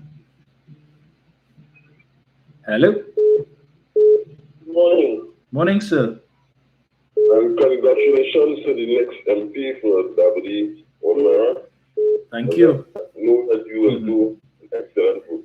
And you know, you will be part of the brigade I call the post-independence generation, Yes. post-careers to greater heights. Because you have all benefited from the programs of the PNM, particularly where education is concerned, and you have excelled. In fact, we have excelled, but I include myself in that. So I have no doubt, sir, that great things are ahead with the cadre of persons like yourself and the people who you will join. I know that your education will begin in earnest whenever you enter the hallowed halls of the Red House. And also, I would want to say that your selection, the selection of others, goes beyond the shadow of a doubt that the Prime Minister we have now is forward thinking and is not one of these people who is trapped in his generation and history of the past, rather than eye to the future. And the only way that things can improve for all of us in Trinidad and Tobago is to hand the baton over to a new generation of leaders with different, new and refreshing ideas. And this only resides in the PNM, right? Nowhere else are you seeing that. All the people who are opposed to Dr. Rowley and they cry his arrogance and so on. They will not take the step that he has taken to foster and encourage the growth of younger persons than himself and hand over and have succession planning. And this is why the PNM remains the superior vehicle to carry our country forward. And I have no doubt at all that once people like yourself at the government start to interact with young people, they would come around and realize, hey, I need to have a stake in how my country runs and the future of it. And in partnering with people like yourself and the other members of the team, what we want to get is a resounding rejection of what the UNC represents. And the fact that they're still struggling to field candidates after they would have opened their nominations in January of last year, says a lot. And even if you do listen to anything else from anybody from the PNM or from them, That is an indictment to show that they are just not ready, to quote Mr. Manning. They are just not ready, they never will, and they never will be. No? I want to endorse what was said by Brian about the ongoings of the Trump administration. Imagine you using C-130 and C-17s to transport 85 people in planes that are built to carry 85 tons of material to theaters of war and so on. And all is what? A show of force. And this from a government that is saying that they want to reduce government inefficiency. The deportation so far has been the most inefficient use of government resources. But the foolish opposition leader will tell us that this is a superior administration to what was just left. I know Americans will rule the next 4 years and perhaps the world at large, but we can insulate ourselves from such folly by fully endorsing you as a candidate and the other members of the team that the PNM shall put forth to do the bidding of the collective, that is the PNM, and broadly the electorate who will endorse them to do what needs to be done. I say again, my brother, all of you, I will be sorry that when the time comes, that parts of stubborn things maybe they have to be put on hiatus. But I'm sure that you will put things in place also stubborn to run with it. Yes. And keep the education going. Indeed. That is what the platform could then transition to. From a transition to a platform of educating people, but more so of diversifying thought and having the right values spread in the force out there. That is politics and what we want to see to our people. So thank you again, my brother. God bless you. Thank you, sir. Hello, good morning. Hello. Hey, Dominic. Hey, boss. Morning. Congratulations Thank you. to you, my brother. Thank you much. And we go to miss you. I don't know how you will be still carrying on this show because I know it will be a hectic job you will be getting. And also, I want to clear and call to Mr. Chance. We need some help up in Sandy Grandy here, Mr. Chance. We need some help. I'm putting out that clarion call. Daniela, we need some help up here and hit the ground. Right, Dominic? Yeah. You know the problem with Avery Suriname and them plus of them? Under Dr. Oli administration, briefs to them wasn't going so easy out. So those attorneys like under the PP government. And now they're showing the true color which party they support. A lot of them support the UNC, right? And things is not happening like how we used to have before. And the people will make the right decision in 2025 to continue good governance under the PNM administration, because we have seen the development and progress in our country, Dominic. Yes. So we're ready and we know the assignment for 2025, and we will continue to vote PNM. And Dominic, good luck and keep on doing the good work, my brother. Thank you. Right? Yes.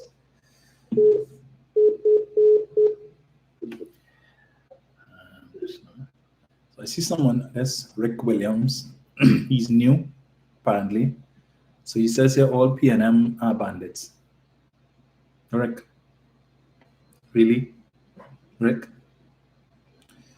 Which party, Rick, has a man sitting in the parliament on $1 million bail for fraud, Rick? For defrauding the taxpayers of over $1 million in vehicle taxes, Rick? It's not the PNM, Rick. It's not the PNM. And I keep telling you all, do your research. You don't even need to do a research. The majority of politicians in this country who have come before the courts have come from the house of the rising sun, Rick. Not Balize House. The house of the rising sun, where is the setting sun. You all had a prime minister who was before the court for thieving. You all had a former attorney general, former senator. You had a minister who got locked up for murder. all their rap sheet long, like I don't know what. And then they come in to talk about all PNM is bandits, Rick. Anyway, you're new. So Gayabla, and I've never seen your name before. So let me. Hello, good morning. Hello. Good morning. Morning. How are you doing, my brother? I am good. Well, I also want to extend congratulations. Thank you.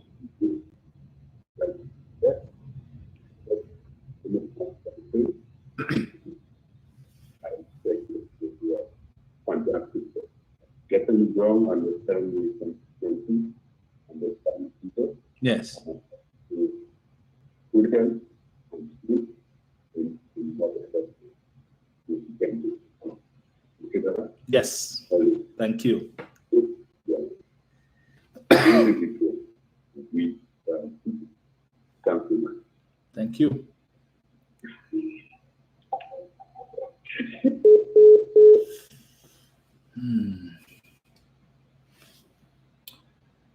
Let's see here. East West says, notwithstanding that the UNC owned the courthouse. That is true. Come now, man. They sent all this morning, but anyway, I know multi has been sending all that. As we confuse which is personal calls and which one is fax has one thing calls, because in your phone link, okay, this is a personal call, so I can't answer that one. Best one says it really takes one to know one. You know what he thinks that's amazed me? They always like to talk about UNC, all the PNM constituencies, and then look at the condition, the most amount of crime and the most amount of the poverty. I just want to ask, where the 1% live in? The 1% who have the majority of money in this country, where they live in? Siparia, Tabakit, Faizabad?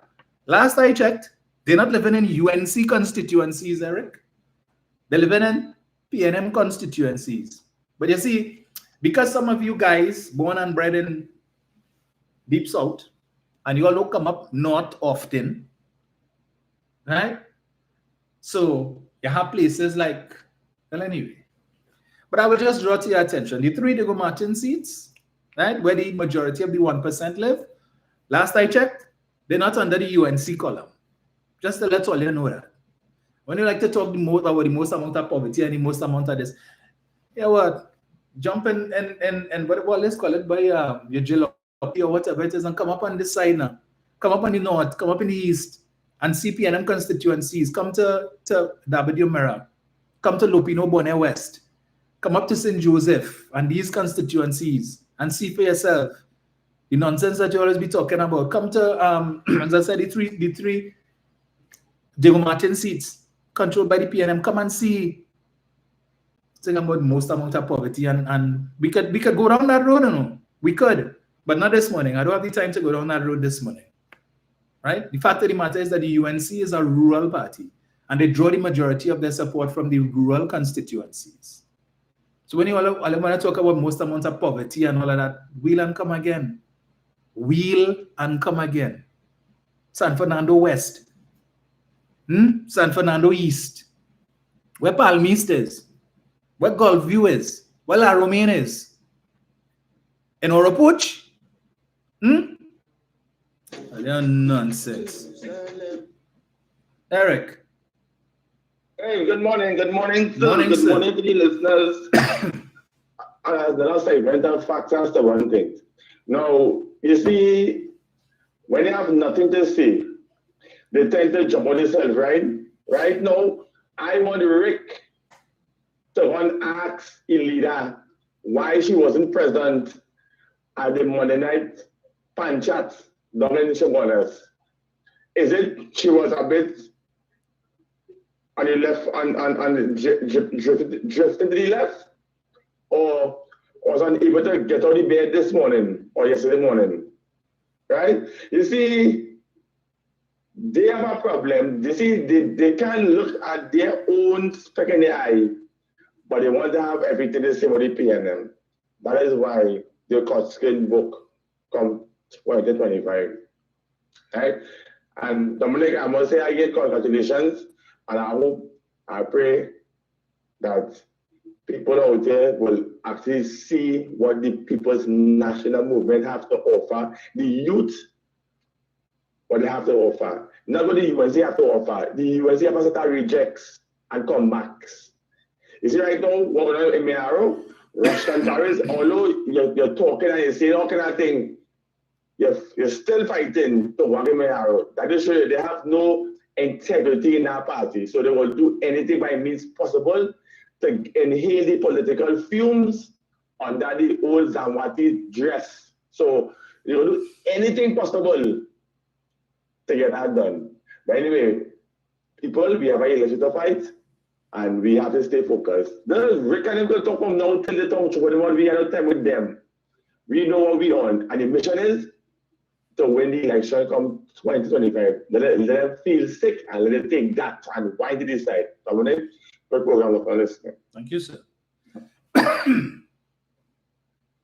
So I'll jump off shortly, but let me just revisit something that I touched on earlier, right? So as I said, I know they're gonna come out of the woodworks to talk about the ILP. Let me remind you all. Okay, we have the PNM has a councillor, interestingly, who replaced Lisa Morris Julian in the district that she occupied prior to becoming the member of parliament for W. Mera, right? And you may recall that he contested that seat as for the UNC, and he won. Today, he is back in the PNM fold, and this is of recent vintage. Let us not forget. Let us not forget that when he contested that seat in, when was it? The by-election after Lisa, because she would have won that seat in 2019. So there would have been a by-election which he won. There were two by-elections that year. PNM, yeah. I can't remember the candidate, it was Dr. somebody. And she lost to him. Okay? And in the space of just about 2 years, or less than 2 years, he came back and contested that very same seat for the People's National Movement. I left the ILP years ago. Years ago. And I always say, the Lord works in mysterious ways, great wonders to perform. Because had it not been for my involvement in the ILP, I would not be sitting here doing what I'm doing now. Lest some of you should forget that. Because it was under the ILP that I was able to get on radio. When Jack Warner created the Sunshine Hour, and he wanted the young people to come forward and to conduct the program. And that is where this started. Okay? Had I not had that brief involvement with the ILP, I would not have been on 91.9 for the number of years that I was there, and nobody would have known who I was, because I would have faded into the proverbial sunset after I contested the 2013 local government election under the ILP banner, and I was unsuccessful. Right? I would have just forgotten about that, and none of you all would have known me. And as I said, I would not have been here, and certainly would not be in the position that I am in now. So there was benefit to be had from that. And who am I to fly in the face of the Lord if that is how it worked out? But as I said, the ILP no longer exists. We had someone who came last night to screen for Komuto Manzanilla, albeit that she was not selected, but she too was a candidate for the ILP. She contested, she went up for the PNM in the last local government election. She contested the, I think it's the Felicity Endeavour seat. She didn't win. And then she came back again last night. And she was very involved with the ILP. So I do understand what is the issue. You all didn't make an issue when it is that Sheldon Garcia, when he was PNM and then he went and he contested the seat under the UNC. But I'm prepared for that, you know. As I say, you don't pelt big stone at barren mango trees. It's clear that you all feel threatened. And so you're going to come up with all kind of thing. Well, dig up, as I say, I have no skeletons in my closet, so feel free to dig. What all you'll find is, you know, some fairly decent clothes, you know, because, yeah, I like suits and them kind of thing now. You know, so you'll find that. You'll find too many pairs of shoes, some of which I need to get rid of because, yeah, I have too much shoes. What's it out there, man?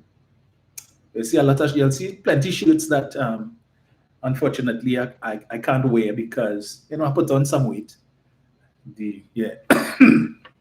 But I intend to deal with that. I know I need to get back in the gym and a little more regular and stuff and change my diet and I will do that. Yeah, but in the meantime I have like 50 something shirts I buy. Some of them I never even wear because I bought them smaller sizes. Tell myself now motivate me to lose the weight so I could wear it and never got around to that. So it's still there. The tags on them and all. Yeah, basically, nothing else in the closet to find. So, but feel free to dig. Feel free to dig. Yeah. Oh boy. Sarah says, give Rick a pair of shoes. Rick can't walk in my shoes. Hello, good morning. Hello. Hey, bad reception. Can you hear me, Dominic? Mm-hmm. Yes, sir. Go ahead. Yeah, how you doing, man? This is Winston Barcelona. Good morning, sir. I want to start the conversation by saying, let me clarify. I'm a swing voter. I consider myself a swing voter that is leaning towards the UNC. All right? So with that said, let me say something further. I'm having trouble with the UNC right now. My problem as a swing voter that's leaning towards the UNC, I'm saying to myself, how can I vote UNC when there's a man before the court on $1 million bail? How can I vote UNC when they have Jack Warner can't even leave the country? How can I vote UNC when they have 5 dissidents that created their own party within the party? All right, that's my dilemma as a swing voter that's leaning towards the UNC. Now, with that said, I believe Kamala did many good things for Trinidad and Tobago. That's my thing. But I know that a lot of swing voters feel the way I feel. And then I add insult to injury, all that BS she said about Trump some days ago broke my heart because I am a guy who spent almost half my life back and forth, America, Trinidad, America. I'm semi-retired. And I know that people of Caribbean descent who have migrated to North America vote Democrat. In fact, 90% vote Democrat. So I'm hurt by all the ass kissing she was doing on Trump. As I speak right now, as I speak to you right now, ICE is running out people of Caribbean descent. All right? Yes. So that's my dilemma right now. All right, so I wanted to clear the air on that. But I have a question. You said two or three shows ago that the Dragon deal. Yes. That the Venezuela will be getting cash. Yes. That was your example. Is that true? Yes, that is true. All right, so isn't the Trinidad and Tobago government will be propping up a regime that has a $25 million bond on his head, a hit on his head, which is Maduro? If the Trinidad government will be propping up a regime, isn't the Trinidad and Tobago propping up a regime that is wanted by the US and has a $25 million bounty on his head?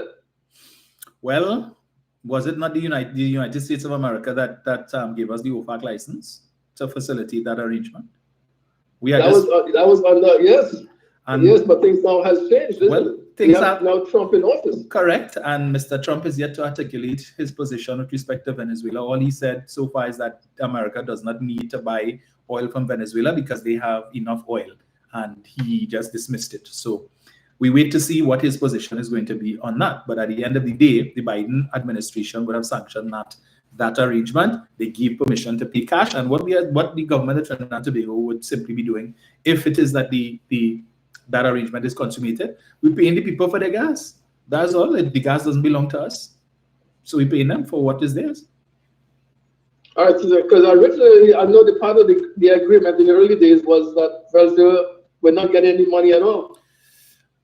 So originally, when the first OFAC license was given, the stipulation or the caveat was that Venezuela could not be paid in cash, right?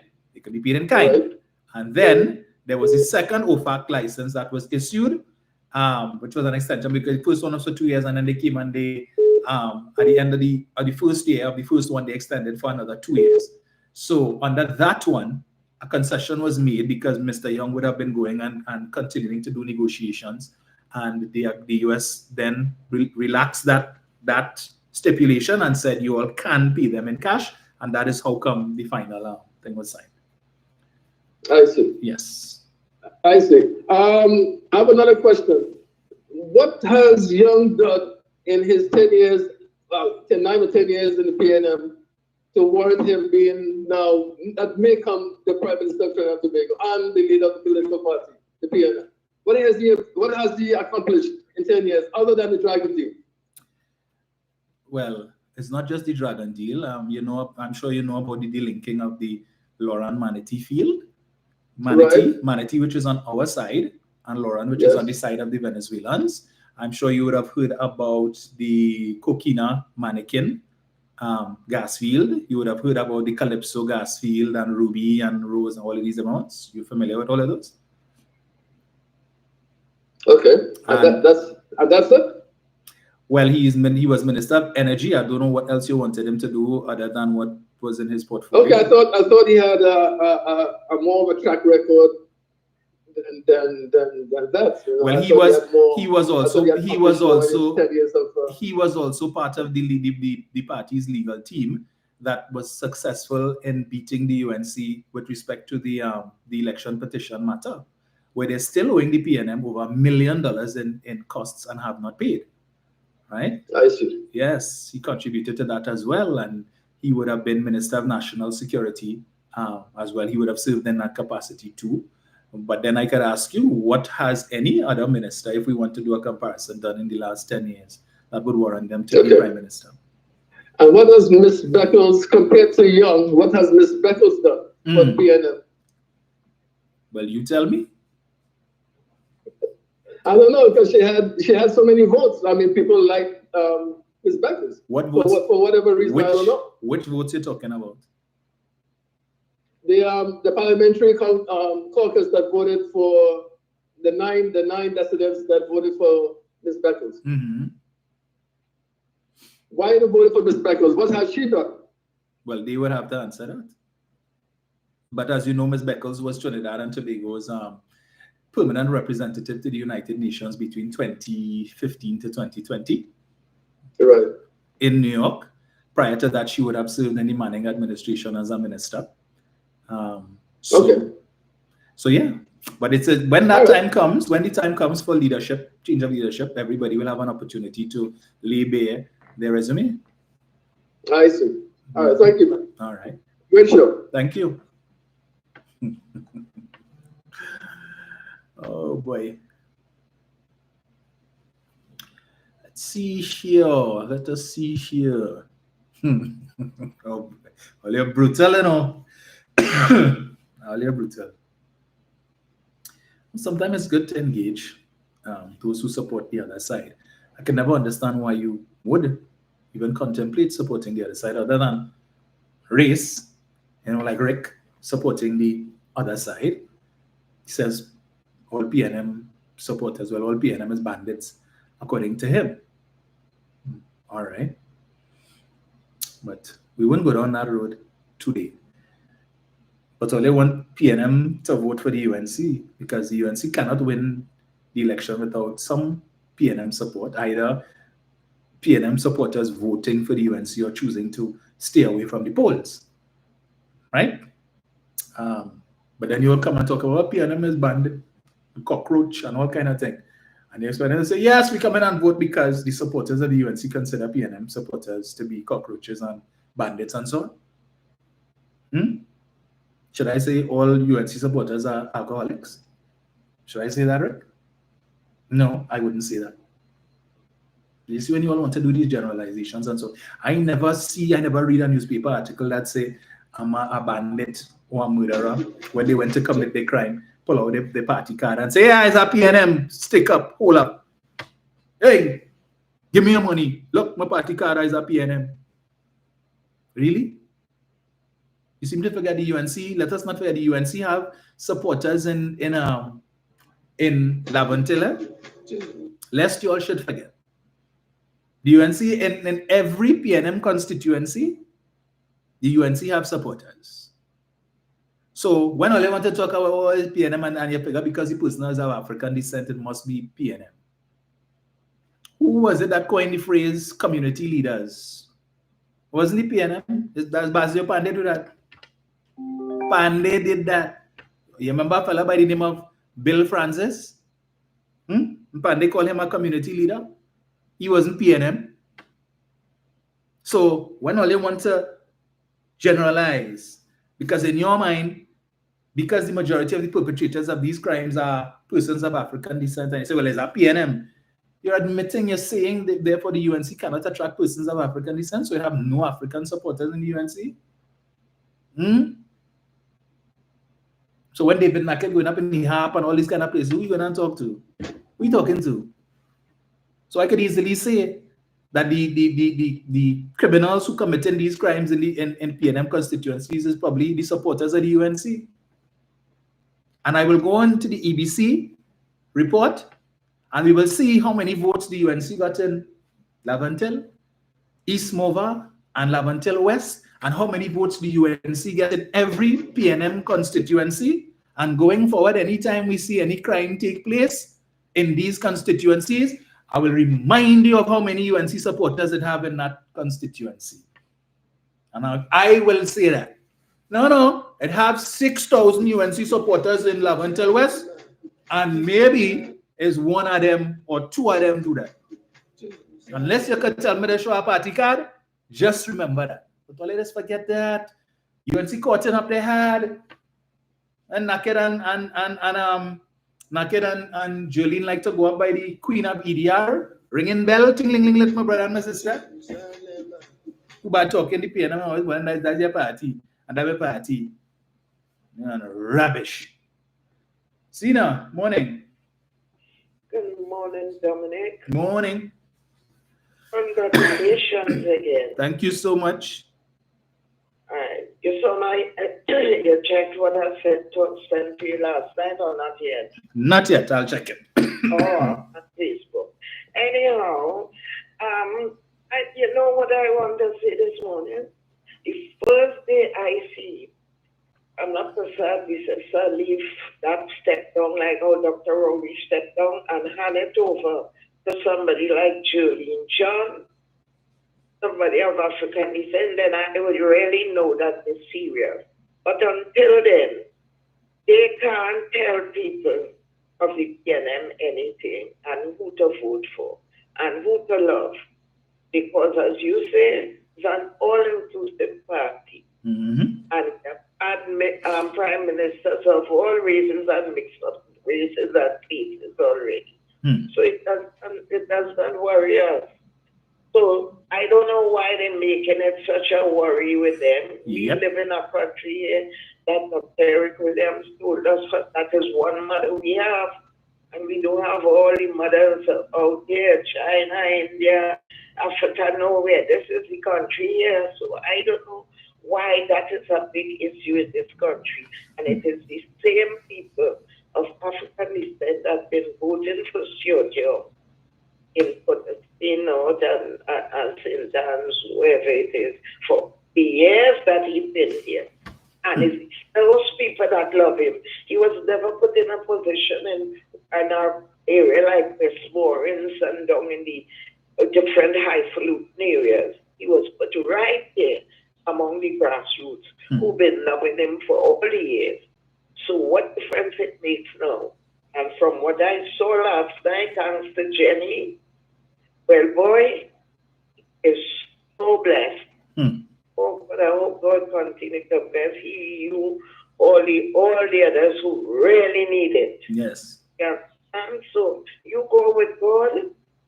Just if it was exercising, start a little exercising because you can go be rigorous. Yes. Eat well, watch your strength and health. because that walking campaigning takes a toll.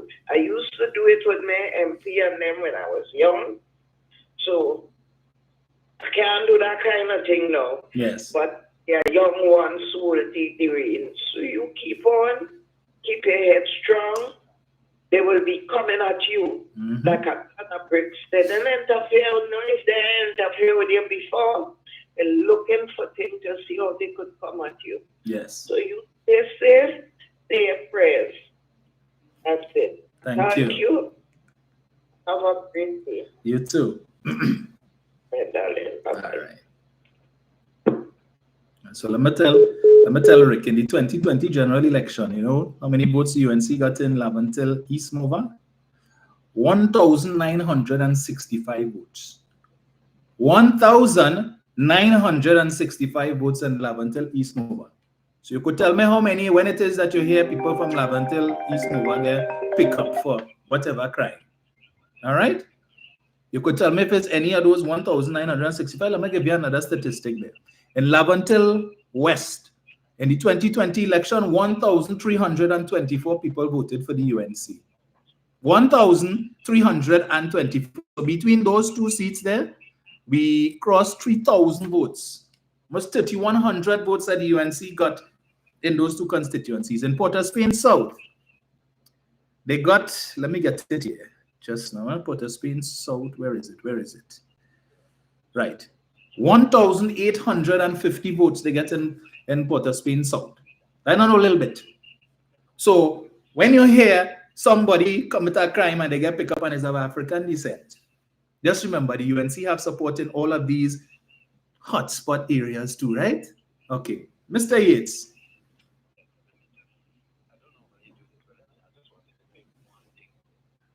Alone. Our friends at UV, the go-to people. Yes. The ones who always jump out. The Vishnu Raghunath, the Ram Prasad, the this one, the that one. Shane Mohammed, the other night before, or night before. We had to see them on TV saying that they disagree with Dr. Rowley, that the attack on Stuart Young is not about race. It's about relatability. They feel people are damn fools. What do you mean by relatability? Listen to me. For the last month, what have they been saying? What have they been saying? Haven't they been saying that they're not sure that Stuart Young could appeal to the base of the party? The base? That is just code for African. When they say base, they mean the black people in the corridor, especially the poor ones, especially the poor and the dispossessed. That is what they mean. When they talk about base, it's black people they're talking about. So there's still dissension and feelings of racial insecurity among the Africans in the country, and in particular in the corridor and the marginals in the corridor. That is what they're doing. They feel they're smart.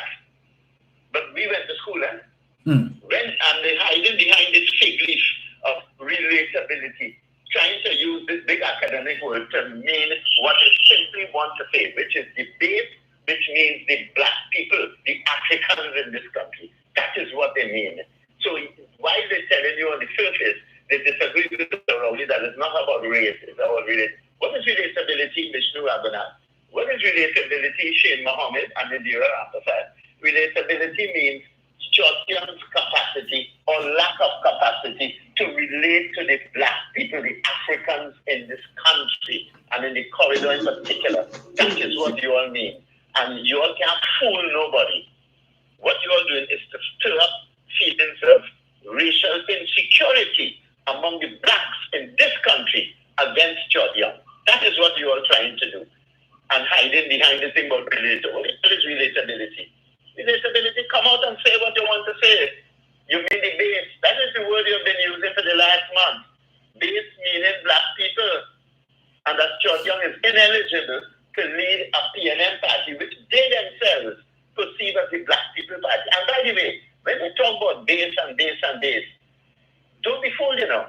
When they talk about base and base, the very base that those caves they seem to be pleading here, where Stuart Young is concerned, the very base, we know this country, the very base is the very people who break it into people's house, home invasions, this, that, the other. The very base they seem to be loving now is the same base that they hate with a passion.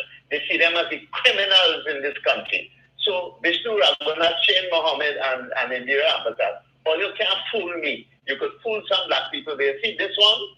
I could see through you all like a first primers, long-time teachers used to say.